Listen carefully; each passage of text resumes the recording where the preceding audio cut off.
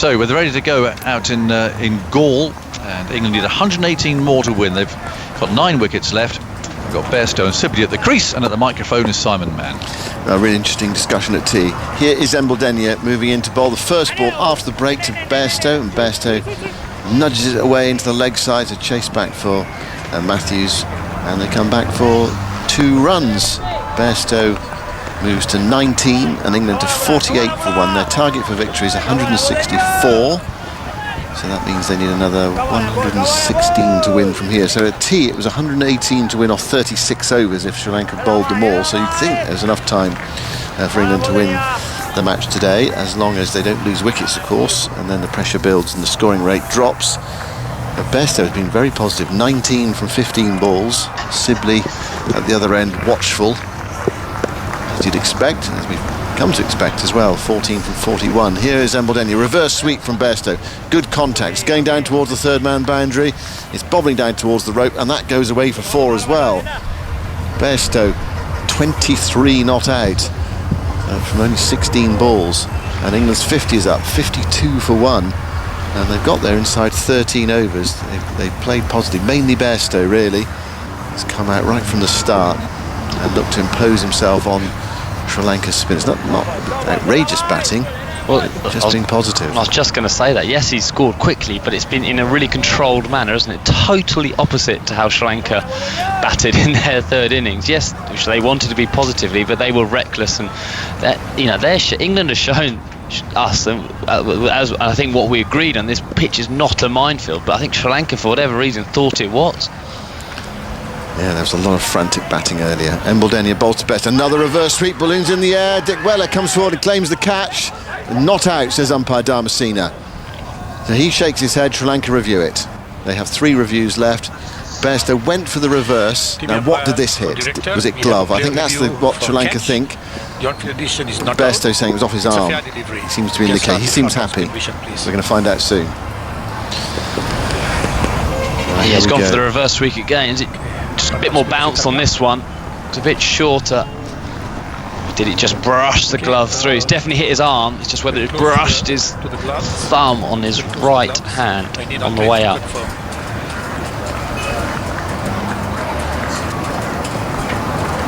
Just seeing another replay side on now.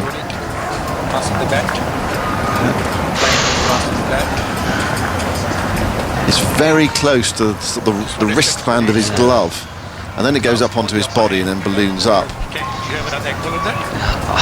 Can't hear what the third umpire is saying at Lyndon Hannibal. He's been in action quite a lot in this test match. Has it flicked the glove on the way through? That's the question. It's definitely hit his arm and then his chest. Just whether it's rolled up that kind of the Velcro bit where you do your gloves up, whether it's just clipped that on the way through. I mean, it's very hard to... There's Mr. Bat, there's Mr. Gloves coming off.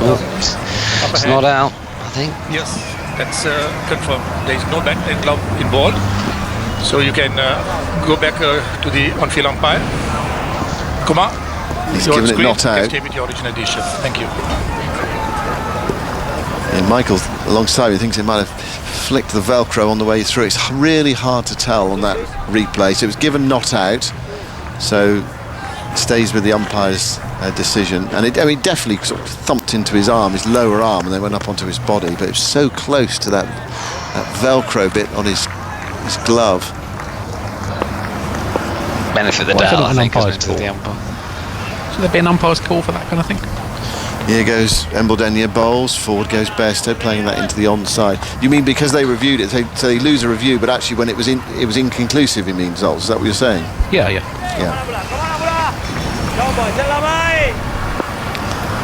Well, we're seeing it again. Definitely thumped into his arm. It's a question whether there was a bit of a flick on the way through. Anyway, it's not out. Bairstow survives. There's an appeal for LBW. They're surely outside the line as the ball goes away into the offside. He's getting his front pad outside the line. 52 for 1. Bairstow on 23. He was very confident. He knew the ball had hit his arm. But do you know whether there's a flick on the way through, just a brushing of that glove area, not the glove itself. Bairstow back. Played. Gets a single into the offside. Gets a seal of approval from Alistair Cook, as you can hear picked up at deep cover. When I said the glove, I mean they have quite thick the wrists to the glove, don't they? Wristband area to the glove, the Velcro where you to tie them on, secure them. End of the over, 53 for 1, Alistair. No, just that last shot from Johnny Bairstow. It wasn't a bad ball at all from the left arm, just back of length, and Johnny Bairstow very quick on his feet to pick that length, go back and play with a nice straight back. And you know, it looks simple, but actually it's quite a skillful bit of batting, all of it, to make sure that you can play that at very low risk and it gets a very, very easy single. And that's good skills. That's a lot of kind of net practice of picking that length to be able to do that. And you know, it looks easy, but that is if you can play spin like that, you know, very similar to how Joe Root plays that back of length ball through that one, very low risk, and you just kind of keep the scoreboard ticking over. It's going to be Pereira to bowl from the fort end of the ground. A lovely afternoon with a breeze coming across the Gaul Stadium. Bairstow right back into his stumps there and getting the bat down in time, turning that away towards short fine leg. There are some oohs there from the Sri Lankans. That would have been a huge appeal. He missed that. He did not. Bairstow has a look over his left shoulder. You feel Sri Lanka's to win. Sorry. From here is Pereira, reverse sweep from Bairstow, makes firm contact well in front of square, out towards the boundary, and that's gone away for 4. There's a third man in, but it was well away from him, and Bairstow races on to 28. It's 57 for 1. Yeah, you feel as if Sri Lanka need to get Johnny Bairstow out quickly if they want a chance. As soon as that target gets, you know, below 60, you know, 70, 60 with Bairstow in, it's going to finish quickly, and he started really well here.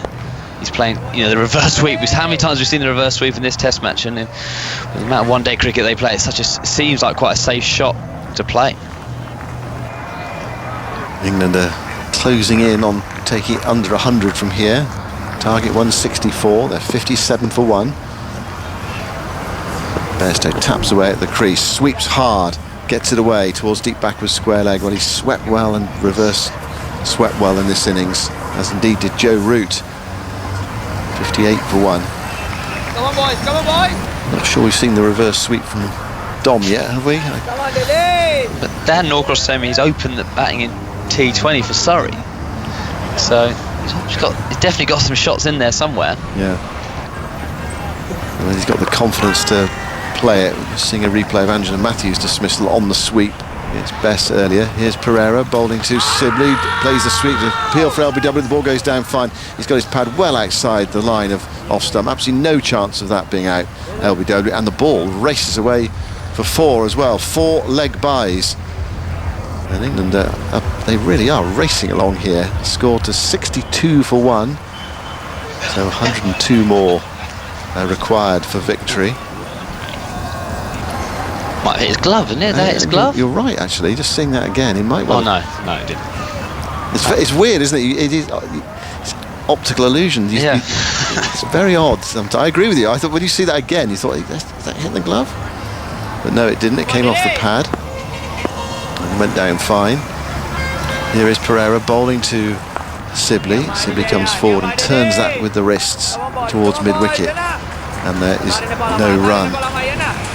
Well, it's been a very frustrating day for Sri Lanka. A lot of it their own doing, really. The way they batted carelessly earlier, frantic batting, and took advantage. Pereira goes in, bowls to Sibley. That spins well down the leg side. A Pilfrell stumping there. He took it, Dick Weller, and then took the ball to the stumps, whipped off the bails, and immediately pointed at the umpire, who has reviewed it. So Lyndon Hanimal is back in action again. It's about 1 and over, isn't it, at the moment? He's busier than the standing umpires. Give me just where the Dom Sibley's lifted his back leg at the time, but he's very confident. Okay. He didn't lift it at all. Taken off, and the foot is well grounded in. I have a decision for the giant screen. My decision is not out. My decision is not out. I think Lyndon prefer that sort of decision to the one he had earlier against Bairstow, and it took a lot of working out. That was nice and straightforward for the third umpire. But again, Dick Weller whipping off the bails, confident appeal, pointing to the umpire. I think it was a point, moved across to point. 62 for 1. Bairstow 29, Sibley 14. Zach Crawley the man out for 13. England require 164 to win the match. He started off with 48 overs available to them, so a scoring rate of 3.4, which you felt might sort of test them today, but the way they've gone, you feel it's going to go one way or the other today. Here's Embledenia bowling to Bairstow, comes forward in defence, playing that down into the gully region. You'd have to be on your toes when you Dick Weller's like wicket-keeping, say in a first-class game with no DRS or anything to save the umpire, because you could just be drifting off, couldn't you, in the middle of the Sri Lankan heat in the afternoon, and it appeared out of nowhere. Yeah, at either end, reverse sweep from Bairstow, good contact, but straight to backward point, and there's no run. Yeah, I don't know whether square leg umpires drift off a bit or not. Of course they do. I suppose spinners bowling, you've got to pay attention, haven't you, in a first-class match. Just with the seamers on, there's less call for the square leg. He's one of those players who make you doubt yourself, wouldn't he? Because he was so confident there. The pointing and walking, and simply didn't even move. There wasn't even a flinch of lifting his feet up. You think, I'm sure that's right, but he was so confident that you kind of have to think, you kind of start double guessing yourself. Partnership worth 45. Bairstow plays a huge heave at that one. Slog sweep, misses it. And it goes through to Dick Weller, whips off the bails again. This time he doesn't appeal. Oh, Bairstow is bristling out there. Determined not to be subdued.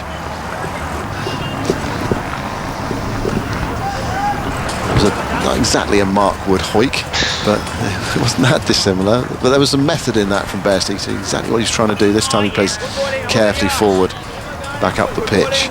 Woods was a bit of a yahoo. That was a more calculated shot from Bairstow. Well, more on the line, wasn't it? I mean, it was very close to off stump, but it was outside off stump, and I think you can sweep. That's what he'll be thinking. If as soon as he sees outside his eye line, he'll sweep hard, and the last ball straighter, so he played it with a straight bat. And then the bowls, Bairstow goes right back. Now, was he hit but pad and then bat? He was, according to the umpire. I think this has hit the bat, but hit the pad first. And he's been given out, and it's been reviewed again. Linden. It's fair delivery, you can start it front. My gut is out. Yes, and mine. He's right back into his crease. I think he definitely hit the bat, but was it pad first? Yeah. Definitely pad first. Definitely pad first. The pad first here. So you can give me ball tracking when he's ready, please. Umpire's call is out, so I'm afraid I think this is going to be, maybe if it's not umpire's call, it's definitely umpire's call. It's definitely hitting the stumps, isn't it, from that angle? Ball tracking coming up. Looks like it. Here we go. Pitching outside off, impact in line. Umpire's call. Because umpire's call. Can you give me the on-field umpire? Come on, you stay with your original position. I'll let you know when you're on screen. You're on screen now. He has given him out, and the technology is confirmed. It was umpire's call on leg stump. England is 62 for 2, and Bairstow is on his way. It's another wicket for Embledenia, and another potential twist in this game, with Joe Root walking to the middle, with England needing 102 more for victory. Yeah, Sri Lanka desperately needed that wicket, didn't he? Johnny Bairstow played really well for his 29 in terms of a low total. If you get a bit of a fly like that, the target comes down very quickly. He played really well. But Sri Lanka needed that wicket to keep their chances alive. Another half an hour, 45 minutes of Johnny Bairstow, and that target would have been, probably 60 or 50. So there's still a chance for Sri Lanka. And we've got a big half an hour, haven't we, here, with Joe Root walking to the wicket. They'll sense they can get Joe Root out early, then the pressure goes to the lower order. I saw a tweet earlier from John Etheridge, the Sun's cricket correspondent. He said, if Sri Lanka can run out Joe Root, then they've got a chance. Quite funny for John, that. He's been run out twice, 3 innings in the series. And the other one, he was caught a wide, long off. But if Sri Lanka can get him early, then this game really does take another twist. So, not everything resting on Root, not by any means for England, but this is a big moment in the game. Root making his way to the middle. So the umpire's call goes Sri Lanka's way that time. There's been a couple in this innings that have gone against them. Sibley before tea, he was beaten on the back foot, and the ball was quite firmly hitting the top of the stumps, but not enough of it to overturn the not-out decision at that time. Bairstow well back in his crease, and that was helped and convinced the umpire. And in the old days, of course, they wouldn't have given that out because the batsman said, oh, I've hit it, but these days we're so used to seeing the technology show. We did hit it. just after he hits Yeah, pad. but in the old days they say, oh no, he's hit it. So even though it's hit the pad first, they don't give it out. Well, they didn't used to give it out. Malinga went into bowl to Root, and Root pulled away there. It's amazing Test cricket, isn't it? Like in terms of Joe Root batting under pressure all day yesterday, he gets 180, and then straight away, almost only 4 hours of play later, he's back in under pressure again to score runs. It's just kind of the unrelenting nature of Test cricket. 2 slips in, Root back to his first ball, plays defensively into the offside, and there is no run. That's the end of the over. England are 62 for 2. Their target to win is 164. They've had 15 overs. Take off 15 from 48, and that leaves you the number of overs left in the day. 33 overs available. Of course, if the light does hold, we could have a situation where one or either team actually could claim the extra half an hour, and with the knowledge that you might only get quarter of an hour, but you might only need, say, 10 minutes, if that makes sense, to finish the game off. But you might not need all the extra half an hour, all those 8 overs. Anyway, we'll see. The umpires, it's in their umpire's discretion whether they can grant the extra half an hour. Close of play is at 12 o'clock. And the light seemed okay at 12 o'clock, but is it going to be okay at 20 past 12? I think Russell Arnold was saying at tea that he reckons probably the light would be good enough to 10 past. Anyway, we'll wait and see what happens with that. For now, it's Dom Sibley back in the firing line, and Pereira is going to begin a new over. He's got 5 overs for 15 so far. And it's getting back on with the dismissal of Bairstow. Get another one, and he strikes Sibley on the pad, well back in his crease. Shout for LBW again, and not out, says umpire Pali Garuga. Thinking about it, the timer's on again. Chandimali's asking, what do you think? Looks like he's not going to bother. Just going down and high again, probably umpire's call leg stump maybe? Yeah. At best. Yeah. Sibley waits. Pereira bowls.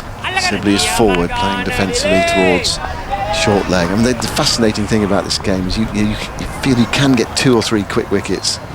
Let's have a look at that one again. Still not too far away. It was an awkward sort of, the way he played it was awkward, and where his legs ended up. Hard for the umpire to quite judge that, where it struck him. Everything happened so quickly.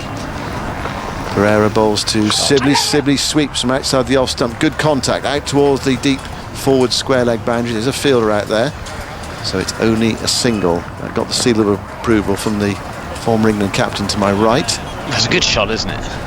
I'm sure you're talking about Varney there, but I like that. It's good batting, isn't it? It's ball turning into a low risk shot, keeps the scoreboard ticking over, and just gives the bowler something to think about. And I think that's all kind of people who've watched Sibley play against spin, all people are asking him to do is just have one more option, whether it was a sweep shot to the ball turning in, because then the bowler can't just keep hammering away the length. He might drag his length back, and it'll free up other shots if he thinks, well, he is going to sweep. So that shows progression, doesn't it? It shows that he has been away working really hard. Then it's just having that confidence in the middle under pressure to be able to execute that shot well, which obviously shows he can do.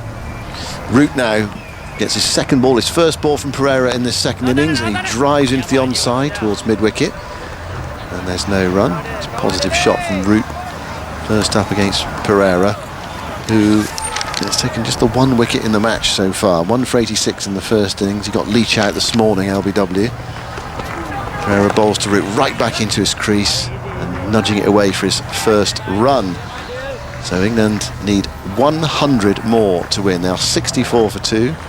Their target is 164. All 10 Sri Lankan wickets today going to the spin of Best, Leach and Root. Root 2 for 0. Leach 4 for 59, Best 4 for 49. England chasing 164 only because of Embledenia's 40 from number 10. Now Sibley, last ball of the over. Pereira bowls. Sibley's back, playing defensively to short leg. There is no run. This intriguing game keeps going. England 64 for 2. Root 1, Sibley 15, Crawley out for 13, Bairstow for 29. More from you, Alistair, and then Dan Norcross with the commentary. Yeah, it's I thought this would be a day 5 thriller. Could there be what's happened today? It's going to be a day 4 thriller. I think Sri Lanka, they can get Joe Root now. It's going to Key, isn't it? It is absolutely vital for their hopes, and obviously for England hopes. If Joe Root gets in, I actually think Sibley is he's got over that first 30 balls, that tough 30 balls we've talked about. If you can get through that, he's even that last defensive shot looked far more controlled and calm in watching it, and I think in his mind he's just kind of starting to feel at ease in these conditions. It's a long way to go, but nice start from Sibley anyway. It's been gutsy so far from him, certainly. Embledenia starts anew over to Root, back into his crease, and he just guides this so easily into the covers off the back foot. A ball that was probably spitting and turning past an outside edge on the front foot is just pushed into the offside for a single. Root 265 for 2. The first 10 wickets of this match fell to seam. 21 of the next 22 have fallen to spin, and the other one was a run out. It's crazy. I think we thought the spin would take a lot of wickets later in the game. I probably couldn't predict the 10 from the seam to start with. Forward comes Sibley to this full ball, pushed out the offside, and there's no run. Now, Alistair, when you came in this morning, you were quite vexed. You'd had quite an incident down on the farm yesterday, so you'll have to talk us through it. Probably as we get towards the end of the over, maybe Embledenia in, forward comes Sibley, pushed into the offside. There was, part of it was the morning talking, but another part of it was sheer bafflement. Yeah, I had one of the more extraordinary days. It's not going to be an easy story to get in here with this left armer bowling. He bowls quite quickly, doesn't he? So it's going to be a bit stop-start. He does. Well, he's just stopped there. Yeah, he started and then he stopped. I don't think that was Sibley. Maybe it might have been a crow or an egret flying by. The sun is shining. It's beautiful out there in Gaul. And I know I'll tell you what it was in a minute. As Sibley comes forward, pushes it to the offside. There's no one. It was Joe Root actually scraping his bat. Just outside the crease, just as Embledenia was coming into bowl. Embledenia's giving him a look at the non-strikers end. So, can you do that in your own time? Not when I'm actually... They've had a few collisions already, haven't they? Yeah. I think part of that is as Sibley defends the front foot, no run. Root's been out there for so long, it's almost like he's sort of forgotten himself really where he is. Batting forever. I think he would have enjoyed those 15 overs off, wouldn't he? Yeah, that's all he's had. Although he had his pads on probably from the 6th over. Embledenia in, worked into the onside. It was too full from Embledenia, and Sibley might pick up a couple here as he works into the onside. No, they're not going to get back for a second. Sibley will keep strike. He has 16, 66 for 2 England, the target 164. So Alistair, explain yourself. Okay, so yesterday we took all the snow, wasn't it? And obviously it's our third morning, getting up early, and Agus was telling me how much he was looking forward to his venison, and then sleep, you're telling me you're going to try and break the afternoon record for the longest sleep going. Tough as no doubt was going to have a sleep in the afternoon. Clearly with 3 children and snow, I knew that wasn't going to be the option, but of course meant sledging, snowman making in the field. Got a lovely pit for the sledge to the kids to go down, so we had a great afternoon. Then went down to just see the sheep for the lambing, do the cows. A really pleasant afternoon. Do the cows, that's the technical term. Yeah. well, I was putting some straw and food in for them. Then kind of got in to my house. It's dark now, 5 o'clock, snowing, white sheet everywhere. And then as I was taking washing my hands, down our drive came a car at quite quick speed. You expecting anything? No, I wasn't expecting anything. I was like, what's happening here? Pereira in, Sibley works into the onside, but straight to mid-wicket. Can't beat the fielder, no run. And our house is the end of the drive. All our cars parked in front of the house. This car's driven down. I was thinking that's going quite fast, and then did an immediate right turn. Pereira in, Sibley goes on the back foot, defends into the onside again, straight to that mid-wicket fielder. And I'm thinking it's not stopping on the drive here, and it's turned right and attempted to drive round the house, round your actual house, in the garden. In your actual garden? In my actual garden, around the house, next to the kids' playroom, trying to get around the house to the vegetable patch before it stopped. Well, this time, obviously, I'm running out the house to see what's happened. Pereira in, and that's again worked straight to mid-wicket. He was a little bit finer on this occasion. It's just right to field, and there's no run. Just to then hear this wheel spinning, screeching of a car trying to get out of my garden, obviously very wet, covered in snow. Icy snow at that. And obviously been so wet, so very muddy. Oh, and muddy. Mud. Yeah. Pereira in, getting onto the back foot, and I think Dominic Sibley's here trying to break the world record for hitting the ball to mid-wicket fielder. He's done 4 in a row now. That's quite good for my story, actually, this over from him, so you can continue doing that. So Will spinning, trying to reverse that where he's come from to get back onto the hard standing stuff. He'd managed to do that as I ran out, as I got there. I'm asking this guy who I hadn't seen before, obviously no car I recognised. Pereira in, gone for the sweep. He's got well outside the off stump. A curious screeched appeal is in vain, and there's no run. This ball plops out the offside. To ask what the hell is going on. Of course you were. Why are you driving through my garden? Yeah. My very wet, muddy garden. And he runs out the car apologising, saying, "I'm sorry, like this, the information I have to drop the parcel off." Pereira in, defended to mid-wicket. For the 5th time in the over, a maiden over from Pereira, 66 for 2, Sibley 16, route 2, that target 164. From a well-known delivery company was to get to the gates. If you see the gates, go through the gate, follow the road down, veer left, and keep going as far as you can. Well, this guy's gone through the gates, totally wrong gates he's gone through, and turned right at 90 degrees, and then tried to drive through my garden. So he's trying to get to the neighbour's farm, which if he'd have carried on past the top of our drive, carried on to the next set of gates, veered left gently through the gates, carried on going another half a mile down the road, maybe not half a mile, sorry, half a k down there, that is where the next farm is he was trying to get. So he was trying to go a slight shortcut through my field and then through my garden, which is now, I mean, I haven't seen it because obviously it was snowing yesterday. We got up this morning at dark and it's still covered in snow. Before trench marks of basically grooved tyres on my nice lawn. You have shown me a picture of it, and I've got a solution. I'm not sure it's a great one. Embledenia in, pushed into the offside by Root, finds the gap so easily for a single.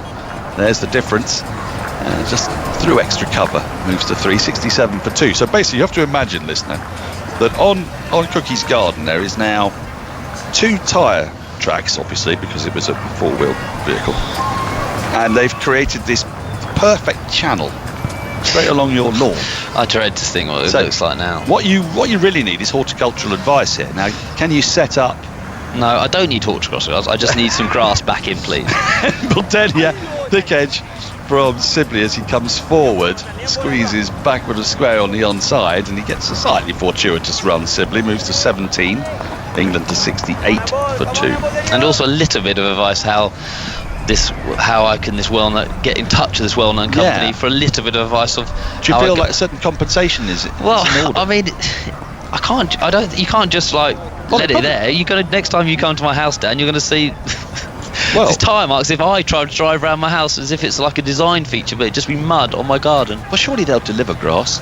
That seems like the obvious. Yeah, but well, they won't match the other grass there. It's almost. Oh, I see. So you need a special Essex loam. Well, not at all. It's nowhere near Essex. It's in Bedfordshire. So it's just so associated with Essex. It's back into his crease goes, works into the onside, gets another single. There have been 1, 2, 3 singles in this over for England. Just what they need, ticking the score over. 69 for 2. Root has 4. So I could only laugh at it last night. Me and my wife were laughing at it. It's quite alarming though when you see. I mean, if you get a car in your garden, is it? I'm amazed he got it out because obviously the amount of rain we've had, it is not lying particularly dry. A bit like sort of, but it's mud. First World War battle. Well, done. Not quite as bad as that. Sibley in, forward he comes into the offside, pushing the front foot. So if anyone's got any advice who's listened to this, please get in touch. But I'm not particularly looking forward to the drive home to see it, because when it's covered in white snow, it's fine. You know what I mean? The damage isn't there, but it's going to be pretty horrendous. Did you tell Alice? Flipped into the onside nicely by Sibley, through mid-wicket. It's running away towards the boundary. Advanced on that, played it well. And Asita Fernando has to run back from his position at mid-wicket to field. They'll get through for 2. Sibley has 19. Root has 4. 71 for 2. It is 10 o'clock in the United Kingdom. And if you are just joining us, England are hunting down 164 to win the second Test match in this series, second and final. Embledenia in, worked into the onside again by Sibley. He's going to get another single for it. Mid-on is too deep. 72 for 2, Sibley to 20. Root has 4. And we've had a flurry of action today. We've seen 3 innings, if you like. The last wicket of England's innings fell off the 7th ball of the day when Leach was LBW'd to Pereira for 1. Anderson had hit a reverse swept 4. England had added 5 to their overnight total to concede a deficit of 37 runs. And then Sri Lanka were bundled out, it's fair to say, for 126. It could have been fewer. They were 78 for 8 at one stage, and then an enterprising stand of 48 between Embaldenia and Suranga Lakmal got them to a point when they could put some pressure on England. But then Joe Root picked up 2 wickets in 2 balls. He's not on a hat-trick, for those of you who think this. I know somebody whose father is convinced he got a hat-trick, because he got 2 wickets at the end of one match and 1 wicket with the first ball of the next. This is not a hat-trick. You can't have a hat-trick over 2 matches. But Root has picked up 2 for none. Bess and Leach picked up 4 wickets apiece. All 10 wickets fell to spin. And England's target, 164. Well, they've started okay. A bit more than okay, really. Pereira in, start a new over, and that's been picked up at short leg slip, come off the pad of Sibley. A brief bit of excitement. Crawley, first man to go, caught by Fernando.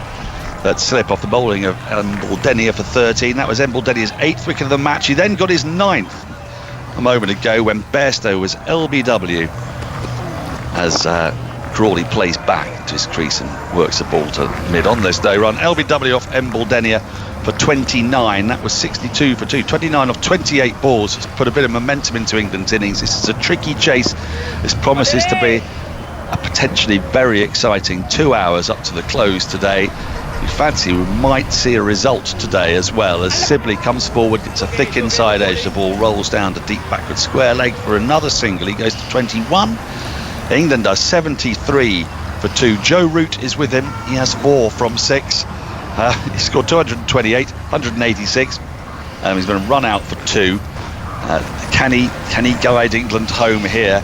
If he does lose his wicket, then Sri Lanka will really believe they're in this. Couple of wickets on top of this total, and Sri Lanka are right in it on a pitch that's turning. It's not particularly variable bounce, but it is tough to play Embaldenia, who's picked up 9 wickets in the match, with another potential 8 to snaffle. The off-spin of Dilru and Pereira is into Root, who sweeps and misses. Rare miss from Root, and not taken cleanly by Dick Weller. There's no run. Phil Tufnell's joined me. Morning again, everyone. Good morning. Do you feel for Cookie? I mean, you know, people drive up and down your garden. Well, no, I try to avoid that happening. Surely there must be a bit of compensation knocking about. I mean, he's chewed all his garden up. That's terrible, isn't He's it? gone off-road. He's gone rogue. Pushed into the offside by Root as he reached for a wide delivery. Gets a single. Dick Weller fields. Coming back round the stump, 74 for 2. Root to 5. And Hamish has been in touch regarding Alistair's parcel delivery mishap. Yes. Very much enjoying Alistair's description of the perfect off-drive. Très bien. Very good. Muy buen. Well, good, Hamish. I like it. Muy buen. Yeah. Molto bene. Yeah. Pereira into Sibley, back into his crease, and again works it into the onside. Sibley looks like he's taking a little bit of a leaf out of Root's book when he plays that shot. Yep. He gets deeper in this innings, Yes, he has done, and he's found the gap for a single out to deep mid-wicket. That ends the 20. Well, it doesn't end the 20th over of England's innings. A bonus delivery. That's a no ball. Will have to be bowled again. 76 for 2. When England began this innings, there were 48 overs left to be bowled in the day, I believe. Andy Zaltzman, he nods at me. We'll have had 20 in a moment. Here comes Pereira, sweeping and missing again. His route through to Dick Weller. There's no run. So the reason I mentioned this, Philip, is with the time just gone 10, 28 overs left to be bowled. Yes. Spinners on. Sri Lanka will manage that with a little bit to spare. Yes. So we may find that either side, Sri Lanka might need a couple of wickets, England might need 15, 20 runs. The extra half hour could yet be invoked. Yes. And we think the light will hold till around about 10 past 12 to quarter past 12 our time. So this feels very much, if you're listening at home, like a go nowhere couple of hours. Yep, for sure. Stay at home, listen to TMS, and then there's a third bit that Boris Johnson says. Yeah, I mean, and Sri Lanka have got to keep positive as well, because it's only 2 wickets, just 2 wickets round the corner, and the pressure's right back on England again. Joe Root is the key, isn't he? He's the kind of glue with this England middle order. If they can somehow wiggle him out, might just be a few lot of pressure there. Yeah, just a bit of jitters in the dressing room. But England have played it pretty well so far. I've been impressed with Sibley. From being all at sea in that first test and the first innings here, he's obviously been lying in his bed thinking about it. You know what I mean? Well, it's noticeable, isn't it? Yeah, it is noticeable. Where in the first innings, his weight didn't actually transfer either back or forward, so he was susceptible to, well, anything. Actually. Anything. A pie. What's rather. Whereas his movements have been a lot more decisive, both back and forward in this innings. Embledenia is in, and he goes back into his crease and hangs his bat out to dry a little bit there, just simply. Yeah, someone could have thrown a monge down at him, and that would have looked like getting him out. But he looks a little bit more of a method.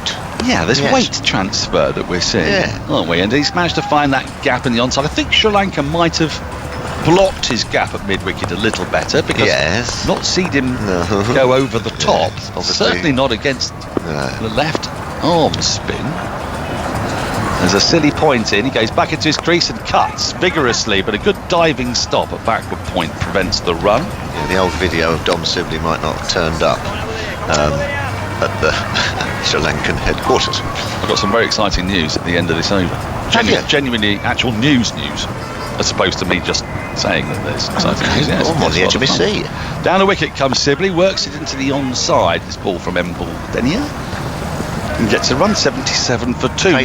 News has just come in, and the ECB's confirmed that England men will start their home international summer with a test series against ICC ranked #1 side in the world. Well, they were at least for a bit.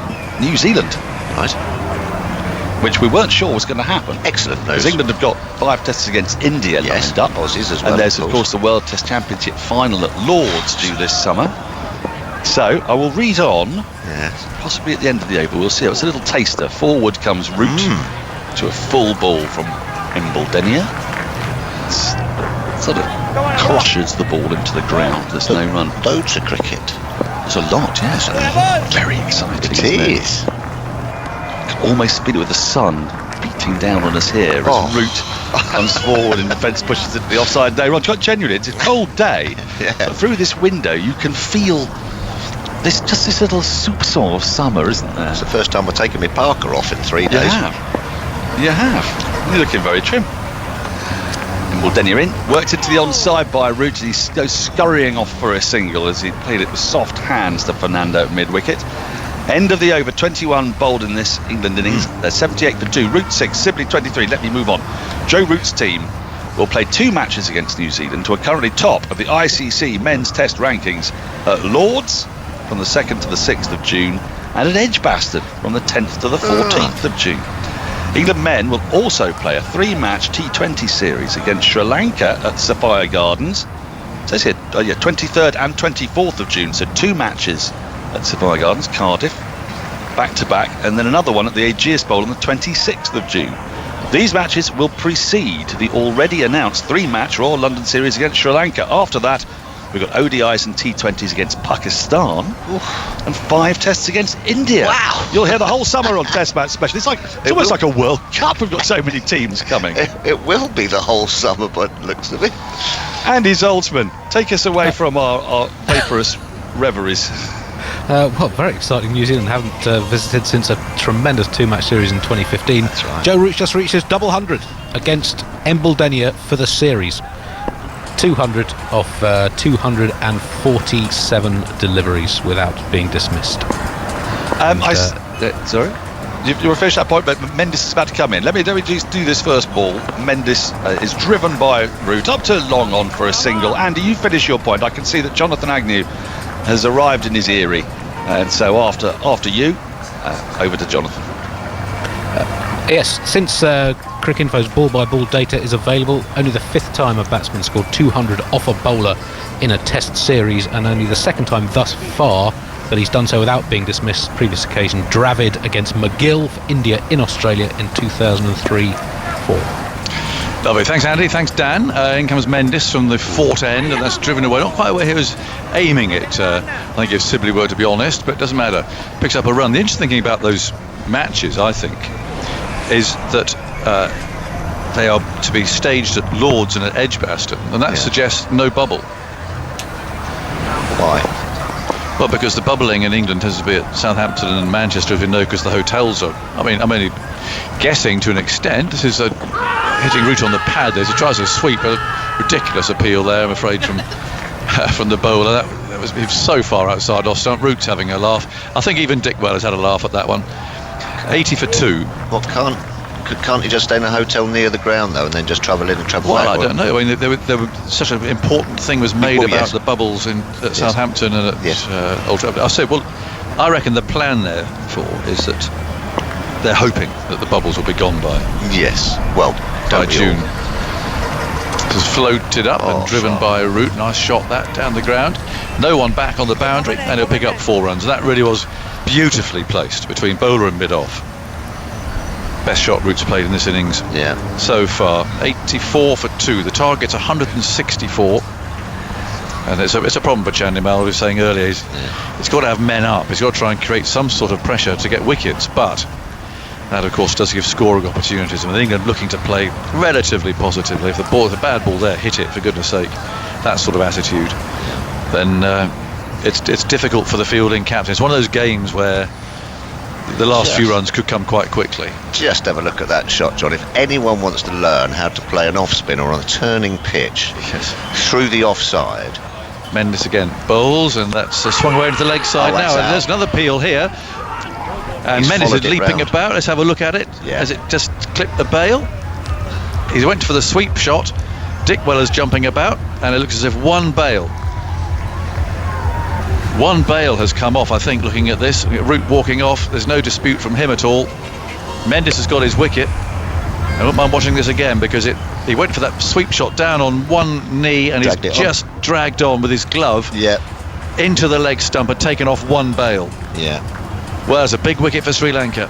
Huge wicket for Sri Lanka. I was just saying, have a look at how Joe Root skips down the pitch and hit it out of the rough through mid-off, and then decided to play the sweep shot on this occasion, and just sort of followed it round with his hands, and as his hands have gone past the sort of to complete the follow through of the shot, he's managed to just drag it on from the glove. So big wicket for Sri Lanka.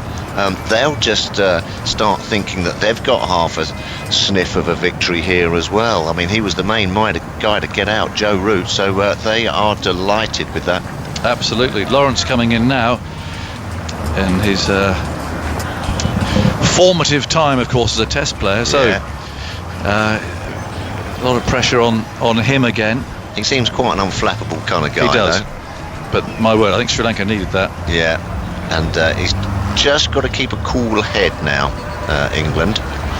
You know, you see your best player gone, he got bulk of the runs this series as well, and you've still got 70 odd to get over the line. You don't want to lose a couple quickly here. I've just been using the Root sweeping technique on clearing the snow against the gate tuffers. Oh, you've been practicing shovel. Well, I've got down on one knee with the shovel, and then scooping it away over the left shoulder. It's quite successful. Means that Emma can go to work, which has relieved her pressure. But no, out there, it's just if you get down low and a bit of bottom hand, and you just keep that left elbow up a little bit, and you get in there and you swing it over the left shoulder. I didn't try the Anderson reverse. I thought it would be probably a little bit tricky with the snow, but there's still a lot of it out there. You showed good technique then, John. Well, I think so. It's cleared away for her to go to work anyway, so the pressure's been relieved. Get in there and just you can see how he does it. You didn't do it in your dressing gown, did you? No. But I was in my slippers, though, if I'm honest. I bet they're a bit soggy. A bit soggy, but I didn't have time to go and change. 84 for 3. So they're on the radiator at the moment. One ball to go, and we've got Lawrence looking around. What a moment for him again. Goes Mendes floating it up forward, playing a very ambitious shot. Wow. And you heard the oohs and ahs there from the Sri Lankans. I'm not really surprised, because well, that wasn't too dissimilar from the Root shot a couple of balls ago from a man who's fairly well set. That was an ambitious shot. Yeah. But he got down the middle of the bat, he's off the mark. Yeah, you want to try and really sort of keep those offside shots in the locker to the off spinner, because it's absolutely ragging out of that Yes. sort of little bit of rough outside the off stump, and bowled through the gates, inside edges, missed times, caught and bowls, they're all in play. It was very confidently played. It was, Judo. yeah. It was just bang, My word. straight out. Yeah. Yes, 85 for 3, the target's 164. So they're halfway, but it's I think John Agger's a nail chewer. Yes, I think there still could be a bit of a twist here. Oh, bound to be, there always is. Yes. You rarely get these things knocked off for No, 40 or something. I know, I agree. Something could still happen. Oh, here. yeah. Jack Andy Leach will be Wayne. polishing up his spectacles at some stage later on, maybe tomorrow morning. It's one of those where I'm afraid people listening, you may have to do it tomorrow. You may just have to set that alarm. Yeah. Come and join us. Joe Root's final series figures after this ball. Okay. Embledenia starts a new over. One ball that turns, takes a puff of dust, shouts again there as that went in the air towards cover. Lawrence has played, he's come out and played 2 shots like a millionaire so far. Yeah, yes. Very free and moving around the crease. Embledenia again, bowls to him, and he's forward, working out away out to mid-wicket. Go on then, Andy. 426 runs in his 4 innings, average 106.5, but twice run out, once trying to hit a 6 with the number 11 at the crease, so averaging 106.5, strike rate of 66. Sweep shots, he's played 111 according to the Cricketers data. That was the first time he's been out, and he scored 160 runs for them. Fair enough. Well, back goes Lawrence, who's got that away down towards backward point. Embledenia drops a little bit short there. He doesn't mind showing his stumps, does he, on that cut shot? No. Lawrence, he really gives himself room. But he's going through virtually his entire repertoire here. Yeah. He's just walked out. 1 not out. He's faced 4 balls. Embledenia bowls to him. He goes well forward now. Just plays that back to the bowler again. Paws at the ground with his boot, marking his guard. A lot of chatter. You could tell when Sri Lanka are up. Yeah, oh, As yes. it works, you get a lot of chattering and shouting around the pitch microphone. Embledenia bowls, and that's worked away to mid-wicket. I'm going to run one past you, because I thought last night, and I must admit, look, your eyes go, don't they, let's face it, and you're looking at a screen all day. Did you think at the time that the throw to run out Joe Root hit the stump? I was actually in the car on the way home at that stage, but Okay, well that's a you can't really answer then. No. Can you? Well, what else would And it it's hit? well, I'm not alone in just think. I thought at the time, hang on a minute, that seems a bit. Has that hit the pitch mic behind the stump somehow, and that's dislodged? Oh. It just looked to me. I'd love to see it on a really proper high definition screen Yes. from behind the throw, because it looked to me as if the ball didn't actually hit the stump, but hit the pitch microphone, behind it, which and is that attached. was what dislodged the bail. Which is attached. I think Simon might be nodding, as I was Right. enjoying his lunch. Well, you've got a very keen eye, Simon, always. Yeah, I was just. There was a bit of conversation around Yeah. that suggesting that might have been the case, because there is a mic right behind that Yes. stump. Sort of half buried, isn't it? Yes. And it's attached to the middle stump. So if is anyone it? else thought that, please let me know, because I don't think I'm going totally mad yet. It's turned away to mid-wicket by the right-handed Sibley. Clouseau. Well, it just because it also took a long It time for the bail to spotted come off. something. Yes, it did. Yes, I know that. The Yeah. ball sort of. We were waiting for it to come out of its groove. Yeah. Well, Now this is turned away into the leg side of a thick edge. good Picked spot. up by Schlepp. No, not necessarily, but I just happened to pick up a bit of conversation from other people, because I thought at the time, that's a bit odd. Yeah. It's a bit like the Bairstow glove one there, isn't it? It depends what your eyes tell you at the time. Yeah. I mean, that was as close as it could be. I think you got a bit of the benefit there. Yeah, I think he did too. Mendes who bowls, and that's worked away past leg slip for a single. So TMS at bbc.co.uk. If anyone else thought that at the time as well, it didn't change anything, but Because it's like a battery pack, isn't it? There's sort of like a well, I battery think what pack. is sort of- there is the little wind muff, if you like, of Yes. the mic. Yeah. But if you put sort of 2 and 2 together, and it didn't look as if it hit the stump, and it took the bail a long time to come off. Had the ball hit the stump direct, the bail would have gone back, not off. Yeah. But it didn't do that. So I'm just wondering. Okay. Anyway, so it doesn't change very much. 86 for 3. So it's darted in down the leg side, brushed away down to deep backward square leg. Can't exactly recalled.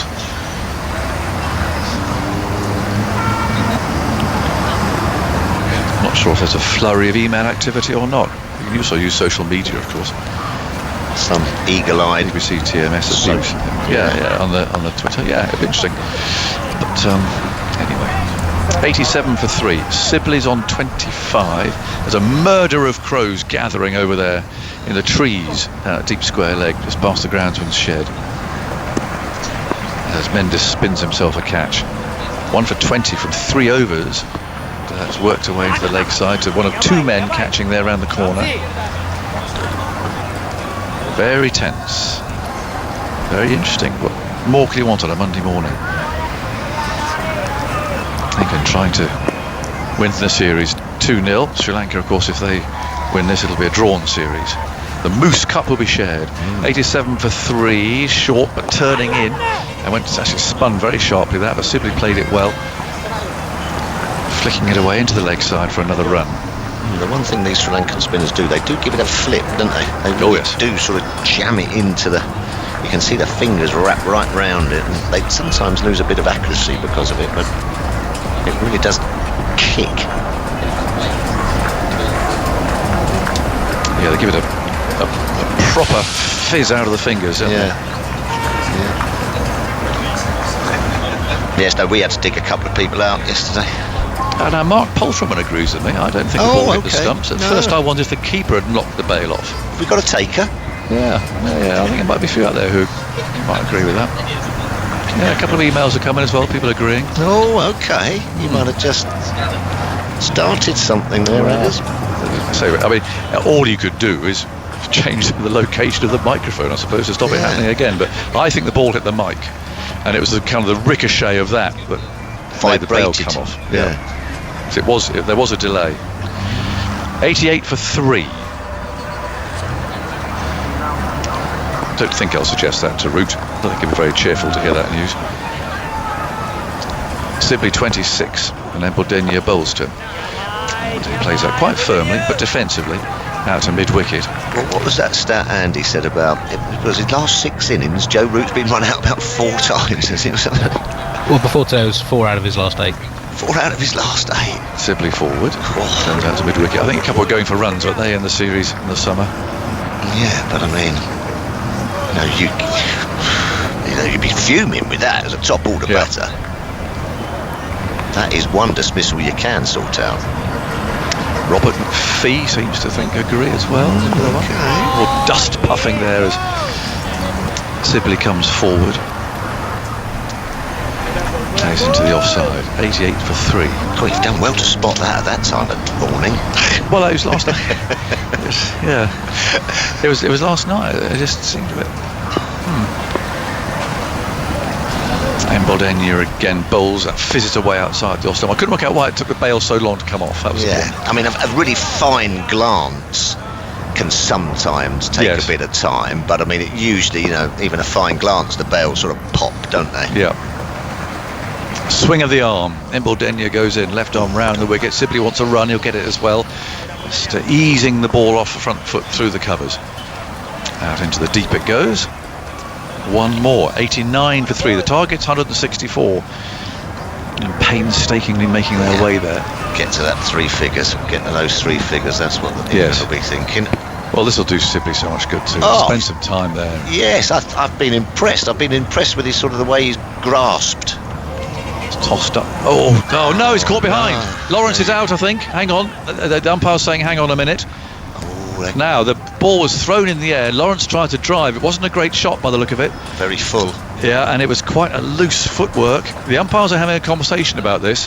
What's the soft signal, do you reckon, Agus? Well, Sri Lanka seems to be caught behind, but the umpires immediately say, stop jumping about, everybody. We want to have a look at this. And they're calling for a replay with a soft signal out. TV umpire director, we have Very a umpire referral for a very ball. full delivery from the left arm spinner, Yeah. which Signal is- Dan So they want Lance to has- know if it's bounced Yeah. before or after it hit the bat, I Yes, suspect. jammed it. Whether Yeah. it's jammed it to Dick Weller or it's... Let's have a look. Here he goes, it's tossed up, and it's Lawrence comes forward, he drives a ball, it's Oh, inside out. edge into pad. Of an inside edge. It's another strange one. Wow. Inside edge into pad, but the reason I talked about the poor shot, there's a big gap there. Yeah. We talked about that drive when he first came out. Yeah. That is not a half volley, and he's driven at it, inside edge, off the pad, and our old friend Dick Weller does well actually, going to his right to take the catch, and Lawrence will be out. Yes, the catch is clearly taken. So Well, there we I go. have a decision for the big screen. My decision is out. Yeah. My decision is out. Not a great shot, that, Tuffers. No, not particularly. It's only just come in, hasn't he? But pretty well bowled. And Ambledenia gets another one. He's on for about 19 in the match here. Yeah, and England are now 89 for 4, and this is getting serious. Yeah, it is now a little bit. Just Well, lost that's the for match. 2. Oh, sorry. So he has a 10 for now. 7 in the first innings, 3 in the second. The first 10 for since Dhiruwan Perera against South Africa in Gaul in 2018. That was before the decline we've talked about in his recent career. Now, what do you do, Josh Butler? Do you come in and sort of just look to get yourself in and knock it around a little bit, or do you just try to take the game away, reverse sweeps and get yourself 30 or 40 quickly? Well, I think Butler only really knows how to play one way in these circumstances, and he's very effective. Yeah. But as we said with Bairstow, if Bairstow batted for 20 overs the way he did, he could have broken the back. Yeah. Butler again with England just over halfway. Out he comes as a touch of the gloves with Sibley. I tell you something, we said there could be something Well, afoot here. It's been an amazing day, hasn't it? What have we had so far? 15 wickets. Might have to call for the old inspectors. And I can see a lot of people here agreeing, yes, with the way about the run out. So there's life in the old eyes yet, I think. Yeah, good minces that. But say they can't change. They can't exactly recall him now and rewind the game. But you can see the pitch mics actually when that was taken for instance. Good catch by Dick Weller. I've never seen more wickets in these two test matches, sort of like off feet, Yep. hit onto feet, hit onto shins. Very odd. Yeah. Rebounds here and there. Oh, been incredible. He just went at that a bit hard for me, Lawrence, without the footwork being quite what it might have been. Oosh. As Sibley plays that away into the leg side from round the wicket. A little bit of bounce. He played it very well, actually, Tuffers. He did, sorry. He was on top of it. I could just see how that flipped out of the fingers, and that was going to cause a little bit of trouble, and it did from round the wicket. Bounced and turned, as you say, it sort of like knocked it into the pitch. The vultures are gathering round the bat now. A lot of pressure around there. Down they go. And has worked with the turn by Sibley to mid-wicket. Love Test cricket. Just love Test cricket. Butler leans on his bat at the non-striker's end. It's a bit ambitious that the back foot was on the move. It just wasn't a balanced shot looking at Lawrence's replay there. 89 for 4. Mendes round the wicket. Moves it. Bowles. Turns into Sibley, who plays it with that spin. And old Dick Weller's shouting again. Temperature rises out there around the bat. It's almost as if the batsmen have found ways to get out, isn't it? You know.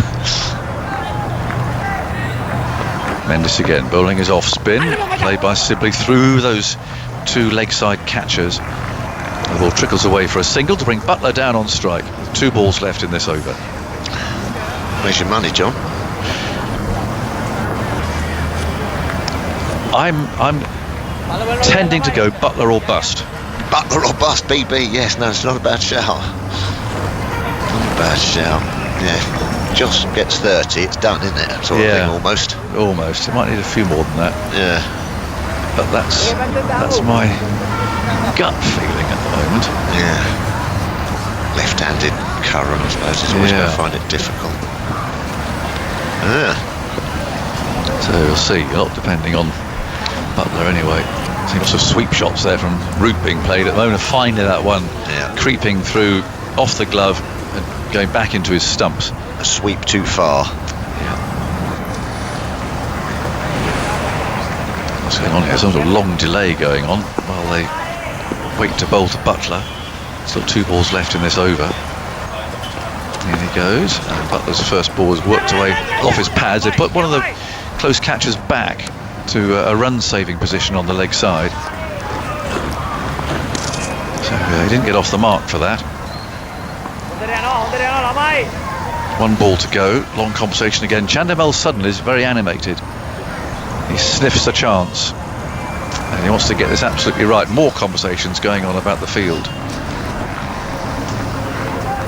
Mendes spins himself, a series of catches, working that ball into his hand, grips the ball hard, goes in again, over the wicket, tossing it right up. Butler drives him hard through the covers. What a wonderful shot that is, by the way. Foot to the pitch of the ball, weight going absolutely forward, right over it, head in the right place. Brave shot from a man who's just come in, but he executed that perfectly, and he's away. 70 more needed for England. It's 94 for 4. And there's still about an hour and a half of play to go today. I see Michael Vaughan in position, I see Andy Zaltzman waving, and then Simon Mann. Lasith Embledenia, the 7th Sri Lankan to take a 10-wicket match haul in Test cricket. Janthan Mendes had 1, Upal Chandana, leg spinner, had 1 in Australia. Chaminda Vaas, great left-arm swing bowler, 2, Dilruwan Pereira 2, Herath 9, Murali 22 10-wicket matches in his 132 Test career, which is tidy numbers. And that wicket by of root by Mendes, just to update that thing I said earlier on, as the first time any other bowler than Embledenia has taken a wicket for Sri Lanka inside the first 80 overs of an England innings this series. Wow, that is a good stat, isn't it? On fire today, Zoltz. 94 for 4. England needs 70 more to win. And here is Embledenia bowling to Sibley, who's there on 28. Bristol Prize, who follows me on Twitter, says, I hope Jack Leach is de-steaming his glasses, Michael. It all has that feel about it, unless we see a stand here with Butler involved and just takes the heat out of it. Embledenia bowls, Sibley is guiding that away into the offside, and there's no run. Bristol Prize is an annual short story competition, but I don't know, it's a Twitter handle as well, and they're tweeting quite regularly. Yeah, I think Jack might need a couple of pairs of glasses in these conditions. Here is Embledenia bowling on his under edge from Sibley. He's got that pass slip down towards the third man boundary. This might well go for 4. The chase is on. It does go for 4. 4 vital runs. Oh, and the fielder who goes after it, Mendes, has to hurdle the advertising board, which is good for the advertiser because it means the cameras are focused on it, and these pictures go all around the world. But for Mendes, for a moment, he was in danger of being seriously injured. It was an under edge. I think it might have even gone through the keeper's, through the keeper's legs down to the third man area. Anyway, 4 runs. Playing nicely, Sibley. He's really working hard. Obviously, been in the nets the last couple of days, just trying to work out a method and a system. It's working so far for him. England needs 66. Embledenia bowls, that's short outside the off stump, forced away by Sibley. It's a more authentic stroke out towards the extra cover boundary, and that's a brilliant piece of fielding in the deep by Dilruwan Pereira, using his body there to dive full length and grab it in, and that was heading for 4. 38 years of age. That was an excellent piece of fielding to keep the score down. Every run vital, of course. And that's Sibley sensing another boundary. I think he misjudged it to start with. He came in a little bit too tight. His pants nearly came down as well. Got those kind of undergarments underneath, luckily. A bit more advertising, actually, on the waistband. Here's Sibley on 34, 100 for 4, stretches forward and plays defensively into the onside, and there is no run. So England needs 64 more to win. Just talking about Dilruwan Pereira, I'd put him back on now. Mendes has, on his debut, he's got the key wicket of Joe Root, but he's bowling a couple of bad balls and over. Particularly to someone like Jos Buttler, I'd go back to the experienced Pereira now. Here is Embledenia bowling a ball that spins away to Sibley. Sibley lines that up nicely, lets it go, and it's through to wicketkeeper Dick Weller. It's 100 for 4, and everyone's going to just take a deep breath now because drinks are coming onto the field. England 100 for 4, Crawley out for 13, Best over 29, Root stop press out for 11, out sweeping, and he swept a lot, and finally the shot was got him out. But as Josh Butler said not so long ago, he said the forward defensive shot gets me out quite a lot, but that doesn't mean to say I stop playing it.